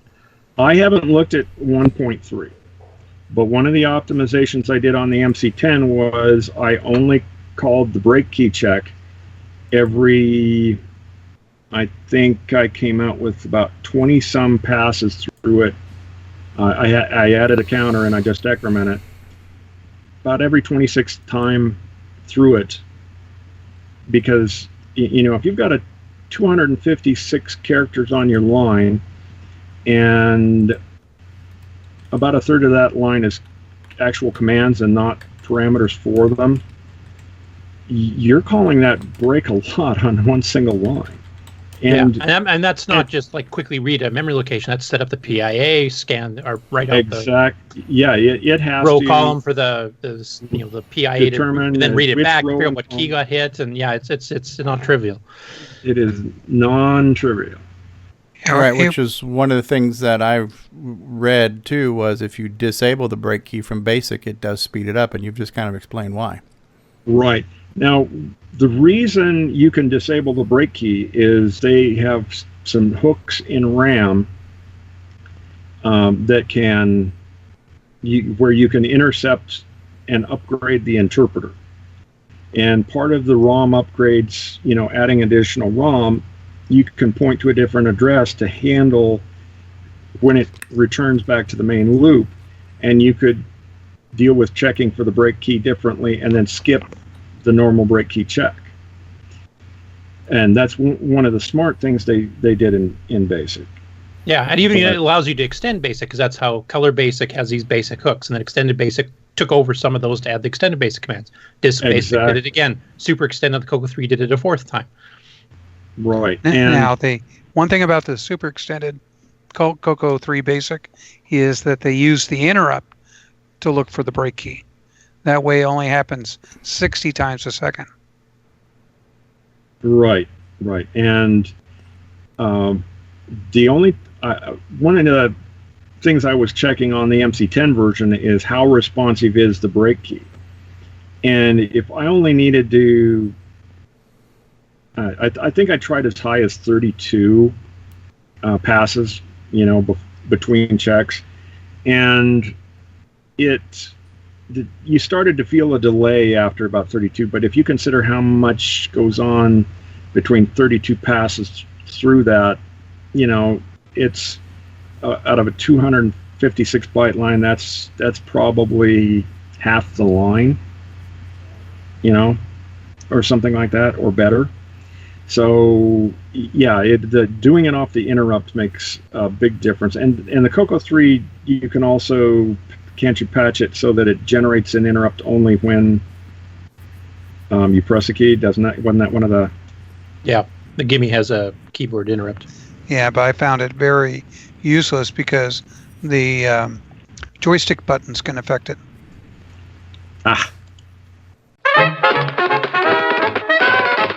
We will return after these messages.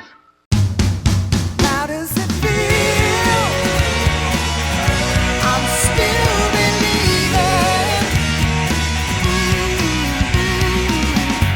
believing. What if you could go back in time to just the right moment and ensure that Tandy won? You definitely earned this office. Thank you. Yes, you're too kind. Oh, I'm much happier breaking stuff. Life has been a dream. But what if you went back to the wrong moment? Give me that. How do you even know what that was? Listen, I don't really care about these blueprints. I just want... Say, who are you? You want to spy for Commodore or something, are you? Just move! Oh. Hey, hold the elevator! Hold the Stop right there! Whoa, no need for guns, no need for guns! So, Mr. Anders, it seems you have stumbled upon my little secret. There is no point in waiting for security. I think you are about to have an accident. Okay, no! CoCo forever?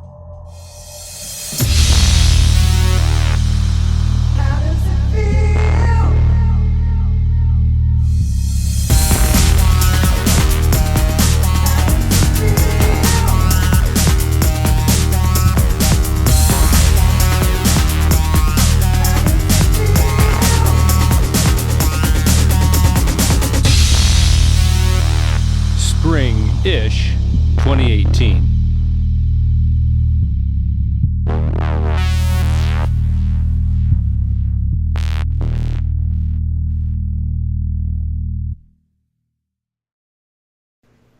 Okay.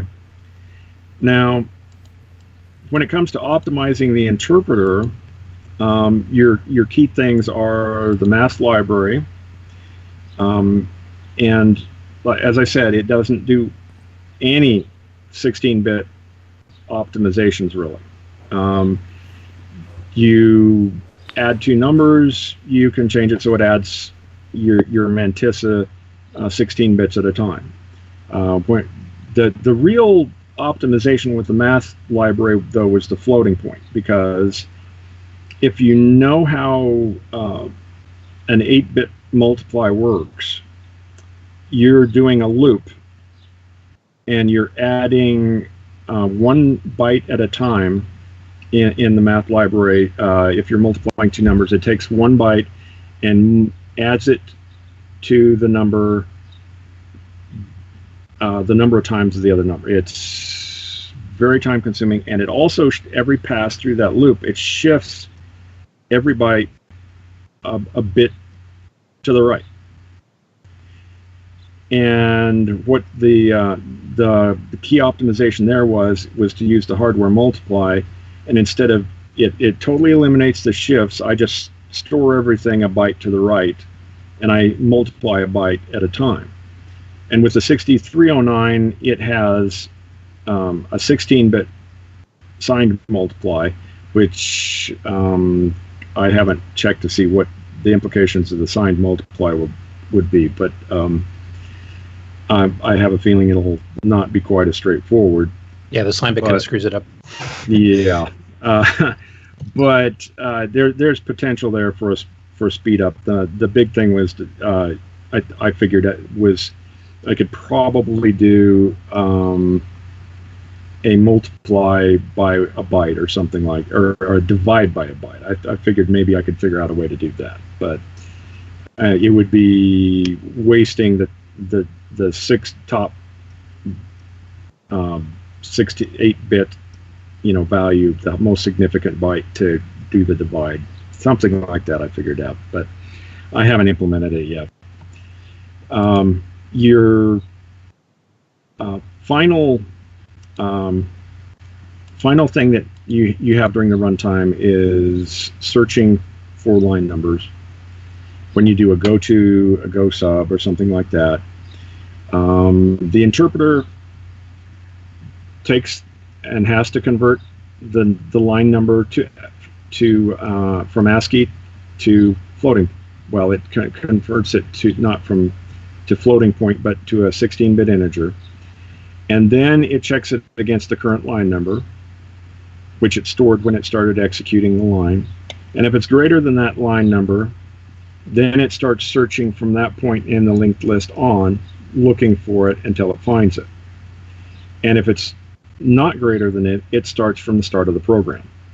This is why if you put your go sub functions at the top of the program, your subroutines, this is why it will find them quicker there than at the end of the program. And it really makes a difference if you have a really long program. And if you consider, the numbers are stored as ASCII, if you renumber your program to be by 1, then it means smaller numbers to convert in ASCII to, fewer digits to convert from the ASCII to the 16-bit integer. So that's where most of your optimizations come there. And so you have the initialize your variables in order to make them found in the variable list faster. You have the line numbers so that you have fewer digits to convert, and then we have all the optimizations to do with the interpreter. Somebody's got static. I don't know. Anyway, the other optimizations that I focused on the interpreter have to do with the care get function.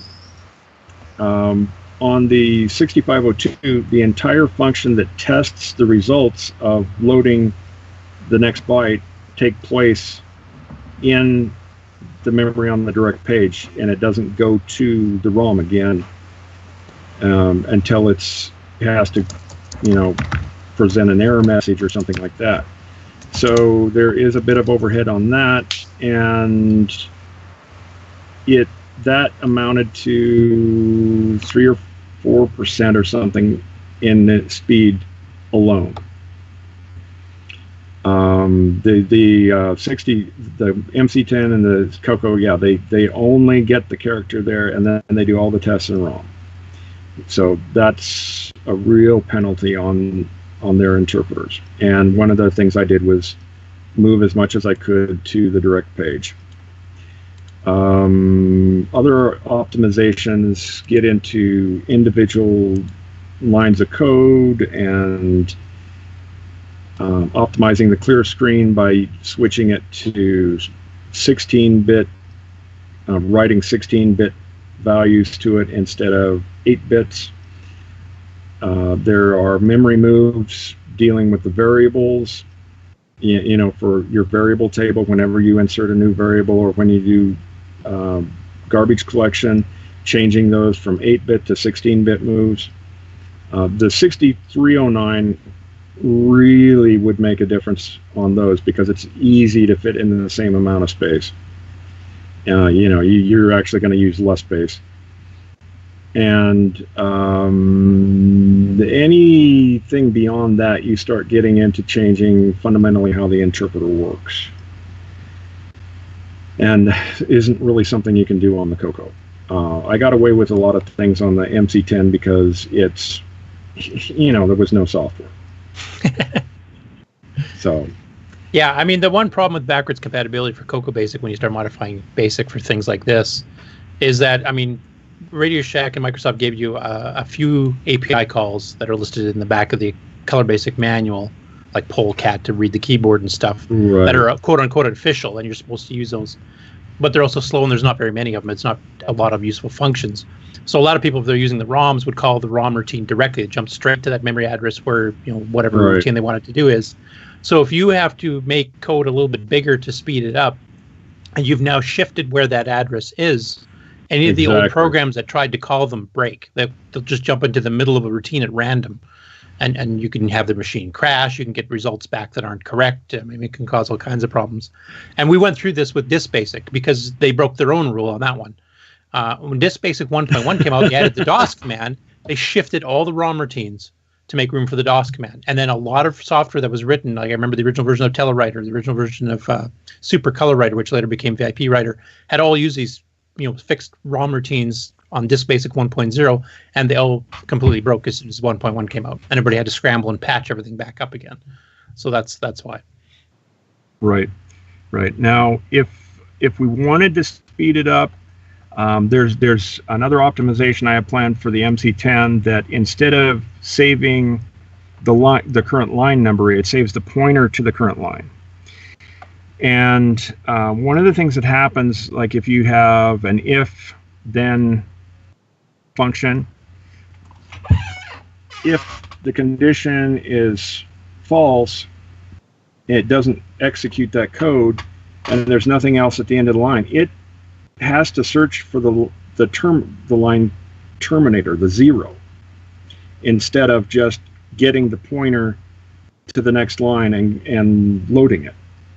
Okay, that's so if you have a line that you have if a equals 7, then and you have 200 plus characters, a code that's 200 and some characters long there. After it's tokenized, it's going to be shorter, but it has to go one character at a time looking for a 0 if it doesn't execute what's in the then statement.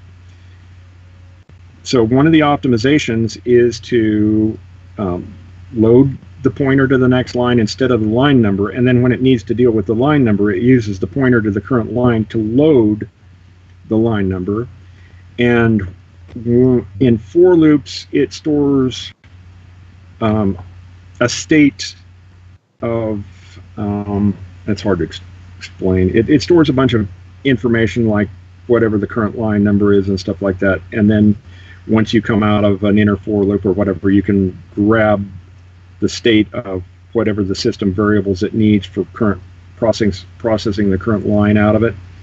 It would need to add that to the for next structure so that you could grab that current line address instead of the line number. And if there's a few things like that that change, and it's most code wouldn't break, but like you said, if there's any ROM calls that are not documented, it's a problem. Yeah. And one thing I wanted to bring up on declaring your variables first. I mean, there's two ways you can declare variables. You can either initialize them by putting like a equals 0, one that allocates space for a. And as you mentioned, if you put these all at the beginning of the program, it pre-allocates all the space, and then it doesn't have to do all the garbage collection, shifting things around every time you create a new variable halfway through your program. If you don't need to initialize them, though, you can actually use dim and then the variable name. Now, when I read the basic manual originally, it kind of hinted that dim was meant for arrays only, and it's not. You can just do dim A string or dim B, comma C, comma D, and that'll allocate the space for numeric variables B, C, and D. Pre-allocate them so that you don't have to worry about it. You can allocate a whole bunch of them at once. Yeah. So what you want to do is you want to go and figure out in your program which variables are going to be used the most often. So you have variables that are used inside of loops, for example, that are, you might call it 50 times in a row in a loop. So that should be the type of variable you dim first. So let's say I have a loop that's doing B equals B times 2 or something. Then you would go do a dim B at the very beginning of the program, and when it starts looking through, okay, I'm doing a B equals B times 2, and it's looking through where did I store B? I got to find out where I put the value of B. You'll have that defined first, so it'll find it immediately. So anything that you have inside of loops, that's what you want to dim first, and then your less often used variables you put later on. But you can dim them all right at the very beginning without having to set them to certain values. Right. So I just wanted to add that. Yeah.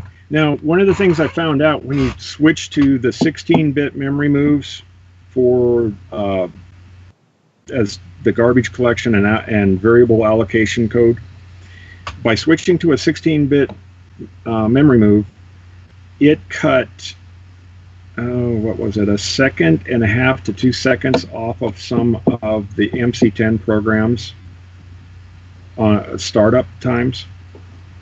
It was amazing how much time was spent doing memory moves, and it takes less than half the time, because you aren't just you're cutting the number of passes through the loop in half, but you're also cutting the number of tests of your address in half.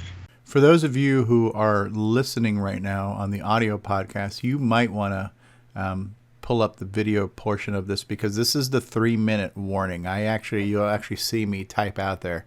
I put out a message in Skype saying, guys, we need to end this or I will rage quit. So you can see me doing it, and then exactly 3 minutes from that point is when the button was pressed. So here we go.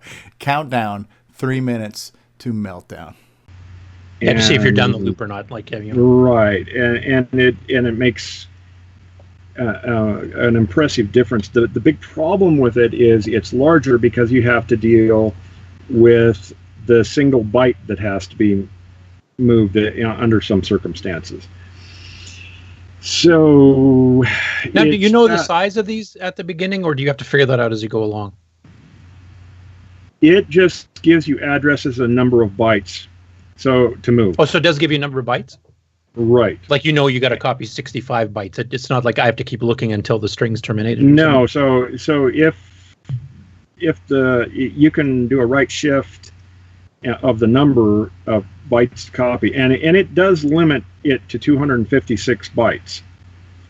You can right shift it, and if there's a carry, then you can copy the first byte and drop into the 16-bit move, and if it's just 16-bit, it jumps past that and does the 16-bit memory move. Now, that is currently not active in my code on the MC10 because that extra condition made it too large to fit in ROM. But like I said, it cuts seconds off your startup time.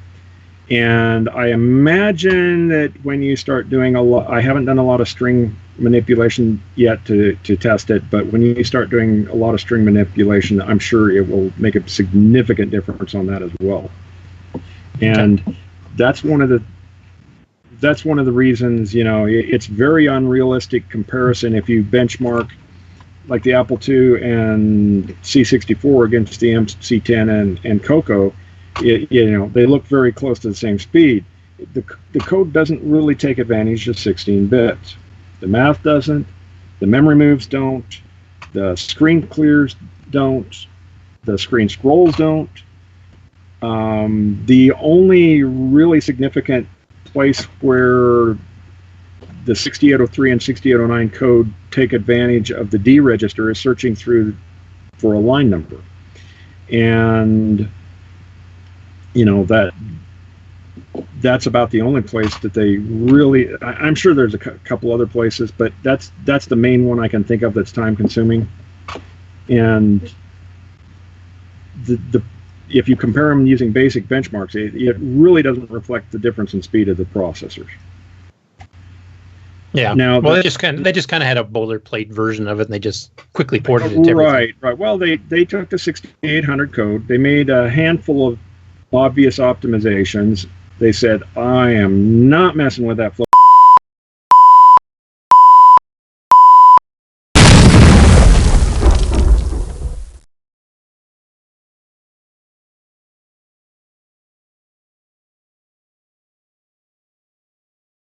You have now seen what was broadcast live for episode 66 and how abruptly it ended.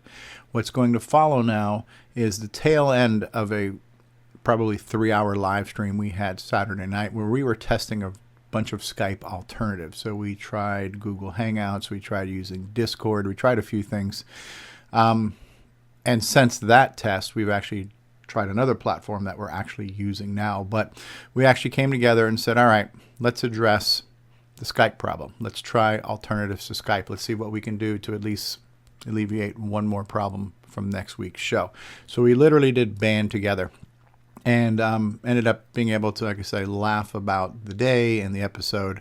And it really shows our commitment to each other and to the community and to this show, and that we're friends, because friends can make mistakes and friends can do things to upset other friends. And if you have a good friendship and a good relationship, hopefully you can move past that and it's not the end of the world. So it really, to me, reaffirmed the word community that we throw out sometimes, that there really was that sense of community. So for me to have this discussion later on that night was very therapeutic, was very healing, and it was nice closure to what started off as a really crappy day for me because I just felt bad all day. But by the end of the night, we all had some laughs and moved forward. And this week's show, episode 67, was a great show and ended up being about almost a 4-hour show, but it was a jam-packed show full of great content. And we're still here, and hopefully we aren't going anywhere. So here's the bonus part of the show. Thank you for watching, and we'll see you again on CoCoTALK. There's no is that a halo on top of Brian's head? Glowing and swirling. I see. There it goes. Yeah, there's the halos on his head. That's information coming down from the internet into his brain. We just got struck by lightning. It's very even, or not, but 10 people on, right? So it turned my video off. Yeah, we didn't want to look at you anyways. Hey.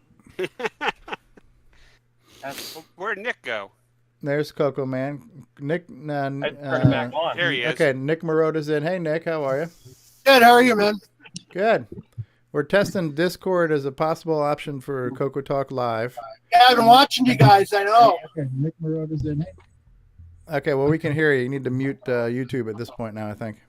All right. Good. How are you, man? Yeah, I got 20 things open. Hold on. Like a Jamaican now. I got 3 teams hello, open here. Hello. Ricola. Hey, Jason, there's a cop to the back of you. He No, there's looked. not. Bad boys. What you gonna do? I would love to see Jason get pulled over right now. Hey, I'm hands free. And it'll be a woman with big boobs police officer. Can't be hands free, Jason. You got to have your hands on the steering wheel. I'm in favor of trying a show with this. We got to try a real show.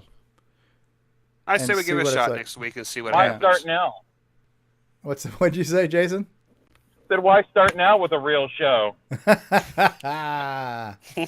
What is Craving Storm asking here? Craving Storm on Mixer is watching because I'm multi-streaming to the multiverse, so I have somebody on Mixer asking me a bunch of weird questions, looking for Chris or Roger. I don't know what's going on, but hello to you, Craving Storm. Mixer. What are we mixing? Like, are we making cookie dough? Yes. Not a big fan of the Skype update. Not a fan of the Skype update. Are you going to put the old Skype back on? Couldn't tell. Yeah, I can. I just think it's a good idea, just in case we have Yeah, problems. as a backup. I'll put the old Skype on as a backup. And shut off auto update. It asked me if I wanted to update, and I foolishly said yes. Foolishly said yes. Yeah. But before it wasn't that big of a deal.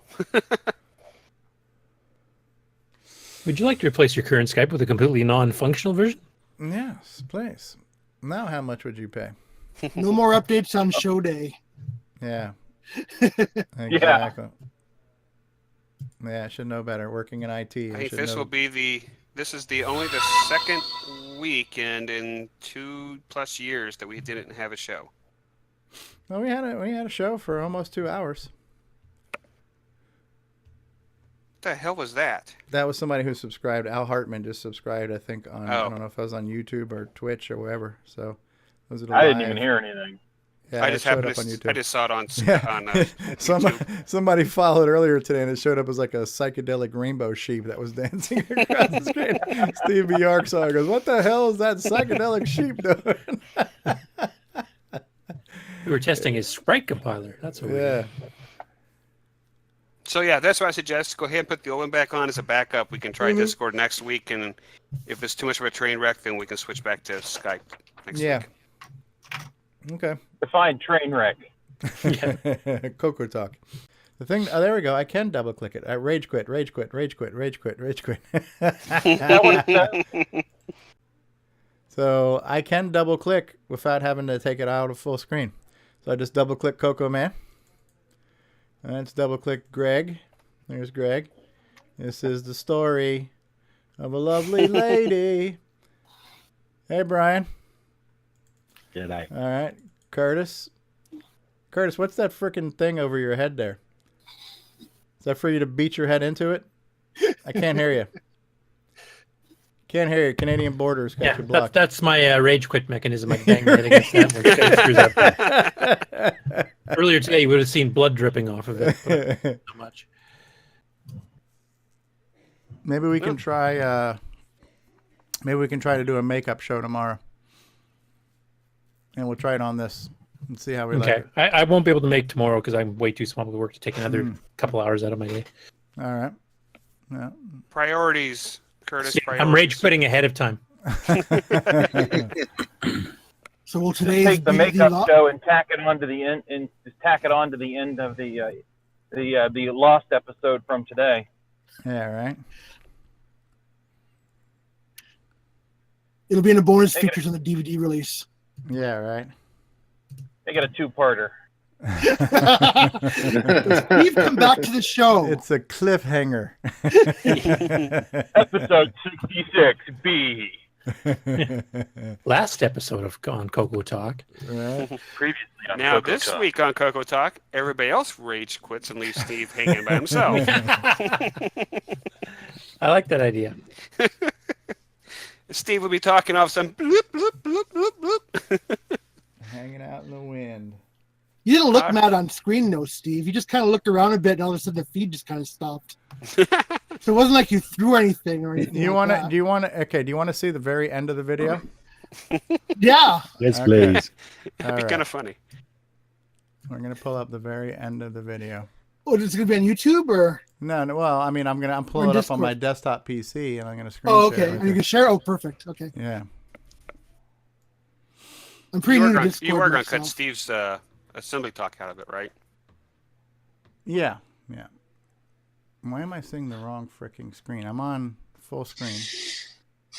Oh, you could put that out there if you just come up with an ending for it. Just come up with a black screen or test pattern. Or better yet, just come up with a black screen and start playing "Don't Stop Believing."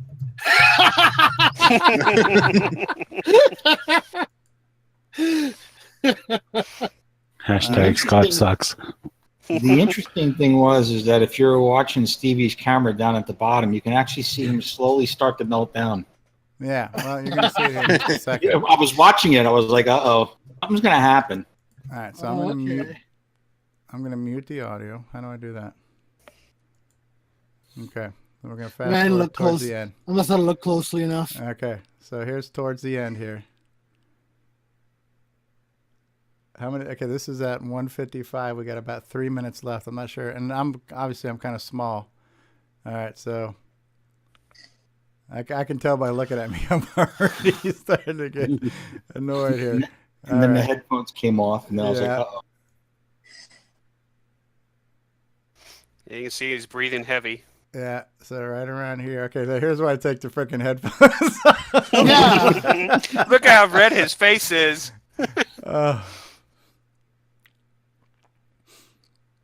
Local recording has at least been saved.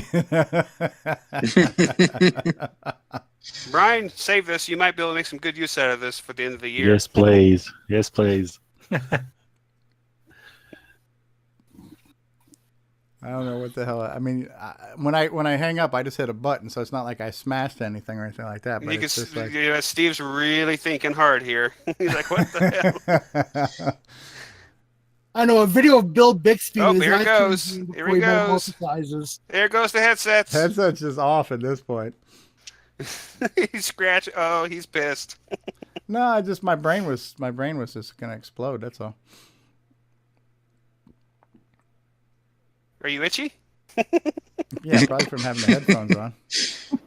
I think this is when the rash started. Yeah, the steam is coming out. You can see it.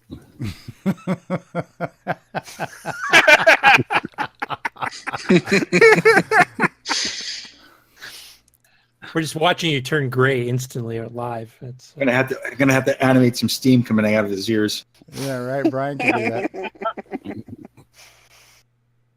He's not even listening at this point.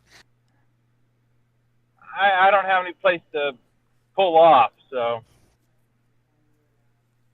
The last thing you see is me reaching over for the hang up button. That's right. Yeah, you reached over and boom, it's done. Yeah.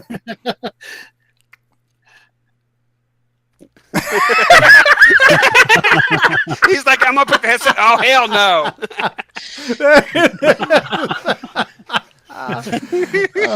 And then we're all like, "Who? The stream quit." No, Steve quit. I was just, this has not been a good day for me, so I'm sorry, guys. We're having fun now. Hi, this is the award-winning Alan Huffman of Subby the Software, and you're watching Stevie Fall Off Cliffs. What's going on, everybody? Original Gamer Stevie Strow here, and if you're a fan of vintage computing and retro gaming, then you're going to love our retro swag shop at 8bit256.com. There you will find custom designs by Instagram artist Joel M. Adams. You can get I'm a Coconut, CoCoTALK, and other cool video game images on a t-shirt, coffee mug, or mouse pad. So if you love retro, then head on over to the retro swag shop at 8bit256.com today. Tell them the Original Gamer Stevie Strow sent you. Oh, Brian will never let you forget this moment again. Oh my God. Nope. I can't wait to see that video next week. I thought you got mad playing video games. There's my cat. So, Steve, a question for you. Did you realize that the entire stream was going to stop when you hung up? Yeah. Oh, you did. Okay. Yeah, I mean, I didn't give you guys. I thought a that very was long... an accidental thing that you just. I didn't give you guys a very long warning. I probably gave you about a 13-second warning, but I did put a message in Skype chat. I said, you guys need to wrap this up or I'm going to rage quit. I did put that message in Skype. Yeah, I saw the message after the rage quit already happened. But No, I thought you had maybe just intended to hang yourself up and let the rest of us prattle on for a while, but no, not realizing the whole thing was going to die. Yeah, no, I hit end stream and I just hung up on Skype. You hit that special "screw you all" Skype button. Hello, darkness, my old friend. Talk with you. You need to have me in slow motion, going through that whole mental freaking nervous breakdown in slow motion. We just got the video, the soundtrack for the video for the Best of Year special there. That could be a good commercial for depressants. Are you? Do you need to take some? You pause right at the moment. Doctor. Now we've. This is the moment where Stevie loses his shit. Do like a frame by frame analysis. Yeah, that's a good. There you go, frame by frame, like the Prudence film. Steve, you're a good sport, man. not at that particular moment, he wasn't. I know. We just everybody's like, "You're gotta be joking." He killed it. James is back. I was not surprised in the least. Steve was very not happy with what was going on today. So when it happened, the whole day, this was like Bizarro World. The whole day was just upside down from the beginning. So didn't surprise me in the least. Well, you guys are still here, so I didn't piss everybody off. So I guess that's a good thing. I'll try harder next time. I just came here to clean my desk out. What are you talking about? There we go. Here's our optimizations. He's doing it with a question mark now instead of the print command. Hello, darkness. Hey, put the music back on, Brian. Run that. Run it.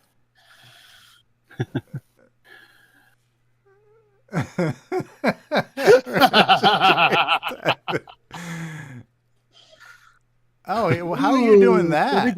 That's built in the keyboard of the MC10. Are you doing this on an MC10? That's a nice feature. What's he doing? I can't see it. Oh, yeah, because the 10 is weird. The 10 looks like an egg.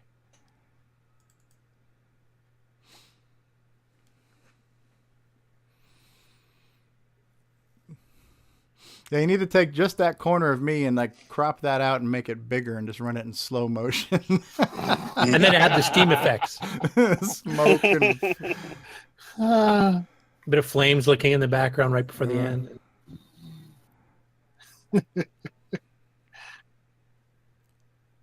Well, we're doing almost another 2-hour show about nothing. So, all right, hello. Okay. There we go. I've come to talk with you.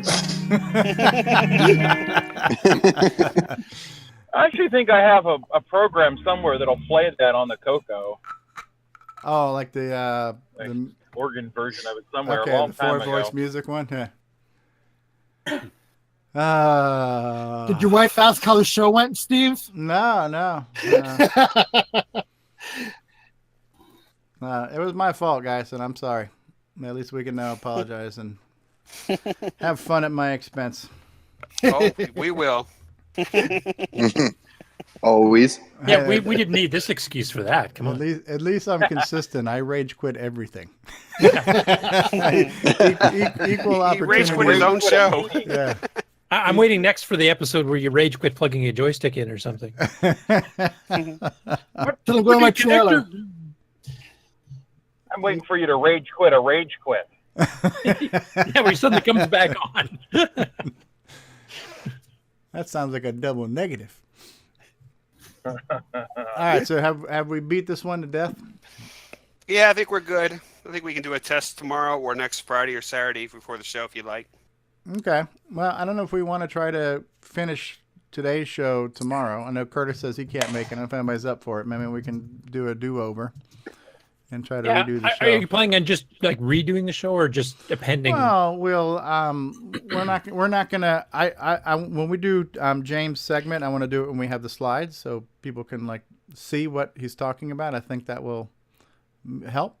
So maybe maybe cut it down so it's a couple segments over a couple weeks. But the assembly language session was good.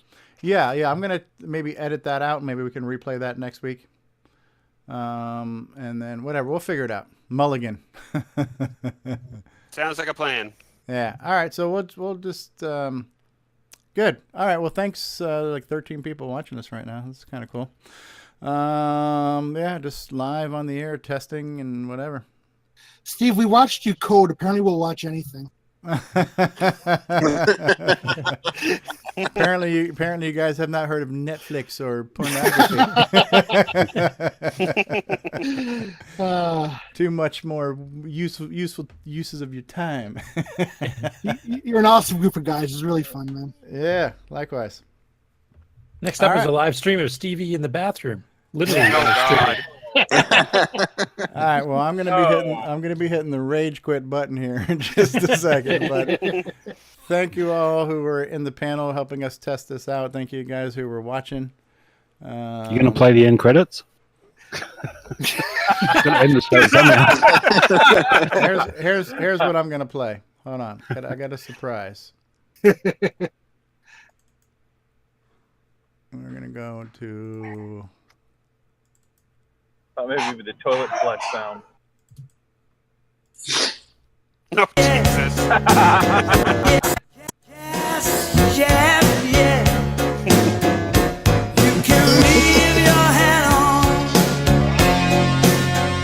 be one coming for you next week.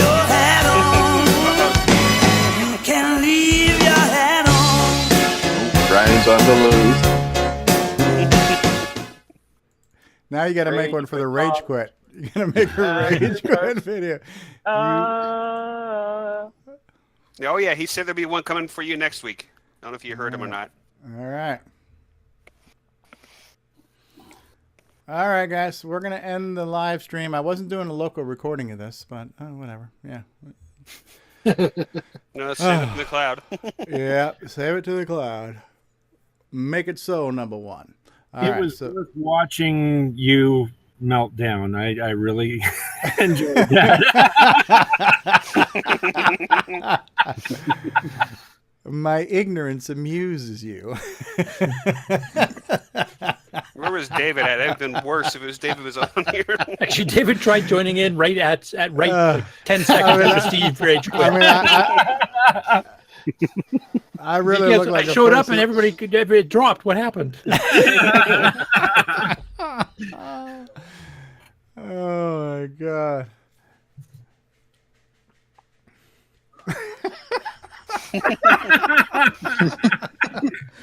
All right, guys. This has been the best show we've ever had.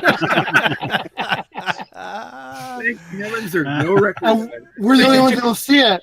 That know about it.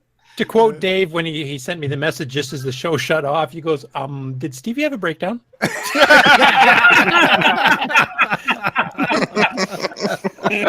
Steve's gonna have to go away for a little while. You away? Haha, there you go.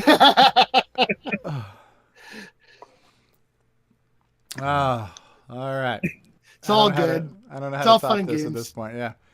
The only thing better than this now is hard liquor. Or a combination of the two. Yeah. All right. Well, if anybody's around tomorrow, we can try a redo of today's show tomorrow. If not, we'll just save it for next week. And by then, we'll have plenty of time to test all our options. Yeah, and see if just put it in Microsoft Discord. fixes anything. Yeah. All right, guys. Thanks for being here and doing this, and thanks There's for a place to everybody who give watched. feedback, Steve. You maybe should do that. Give Skype some feedback. Oh yeah, yeah. Here's what I think of your program. Yeah. Hashtag fuck you, Skype. You should just send your little video of you getting more and more frustrated as time goes on and hanging up on it. Send that. What's Jason's catchphrase? Oh, for fuck's sake. Well, we learned one thing today. Microsoft hasn't gotten any better than when they wrote the BASIC. Yeah, that's true. Oh man, too much. All right, guys, on You have to YouTube, buy it and screw it up. we're ending the live stream. YouTube, goodbye, YouTube. Good night. Hello, darkness, my old friend. I've come to talk with you again. I've got to get that video over to you, Brian, so you can make some video gold with it, man. Oh my god. You gotta, and I think Roger Taylor says, yeah, I could mix that in with some Henry Rollins, you know, like some Rage Against the Machine or something like that too.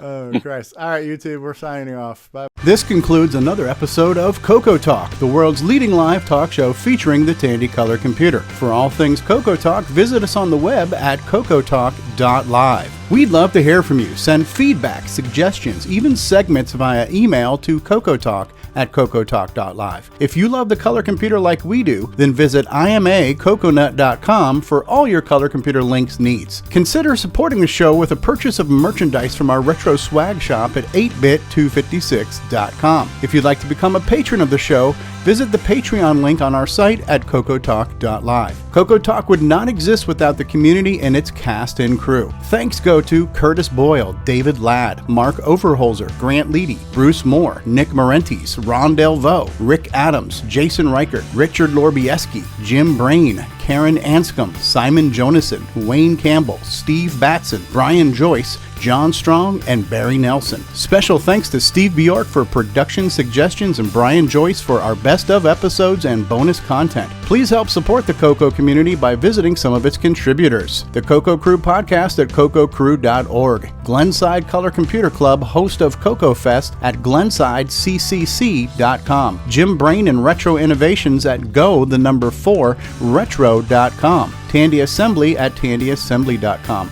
Boyson Technologies at BOYSONTech.com. Get your own switcheroo at cocoman.biz and Cloud9 Technologies at cloud9tech.com. CoCoTalk is hosted by Steve Strobridge, co-hosts, technical directors, segment hosts, and producers Curtis Boyle, David Ladd, Grant Leedy, Mark Overholzer, Ron Delvaux, and Jason Reichert. Production motivation, Steve Bjork. The CoCoTalk theme song is copyright 2008 by D. Bruce Moore and Greg Schalar. Mixed, mastered, and produced by D. Bruce Moore. CoCo forever, people. And let's not forget a very special thank you to Roger Taylor for getting us on the CoCo TV channel on Roku.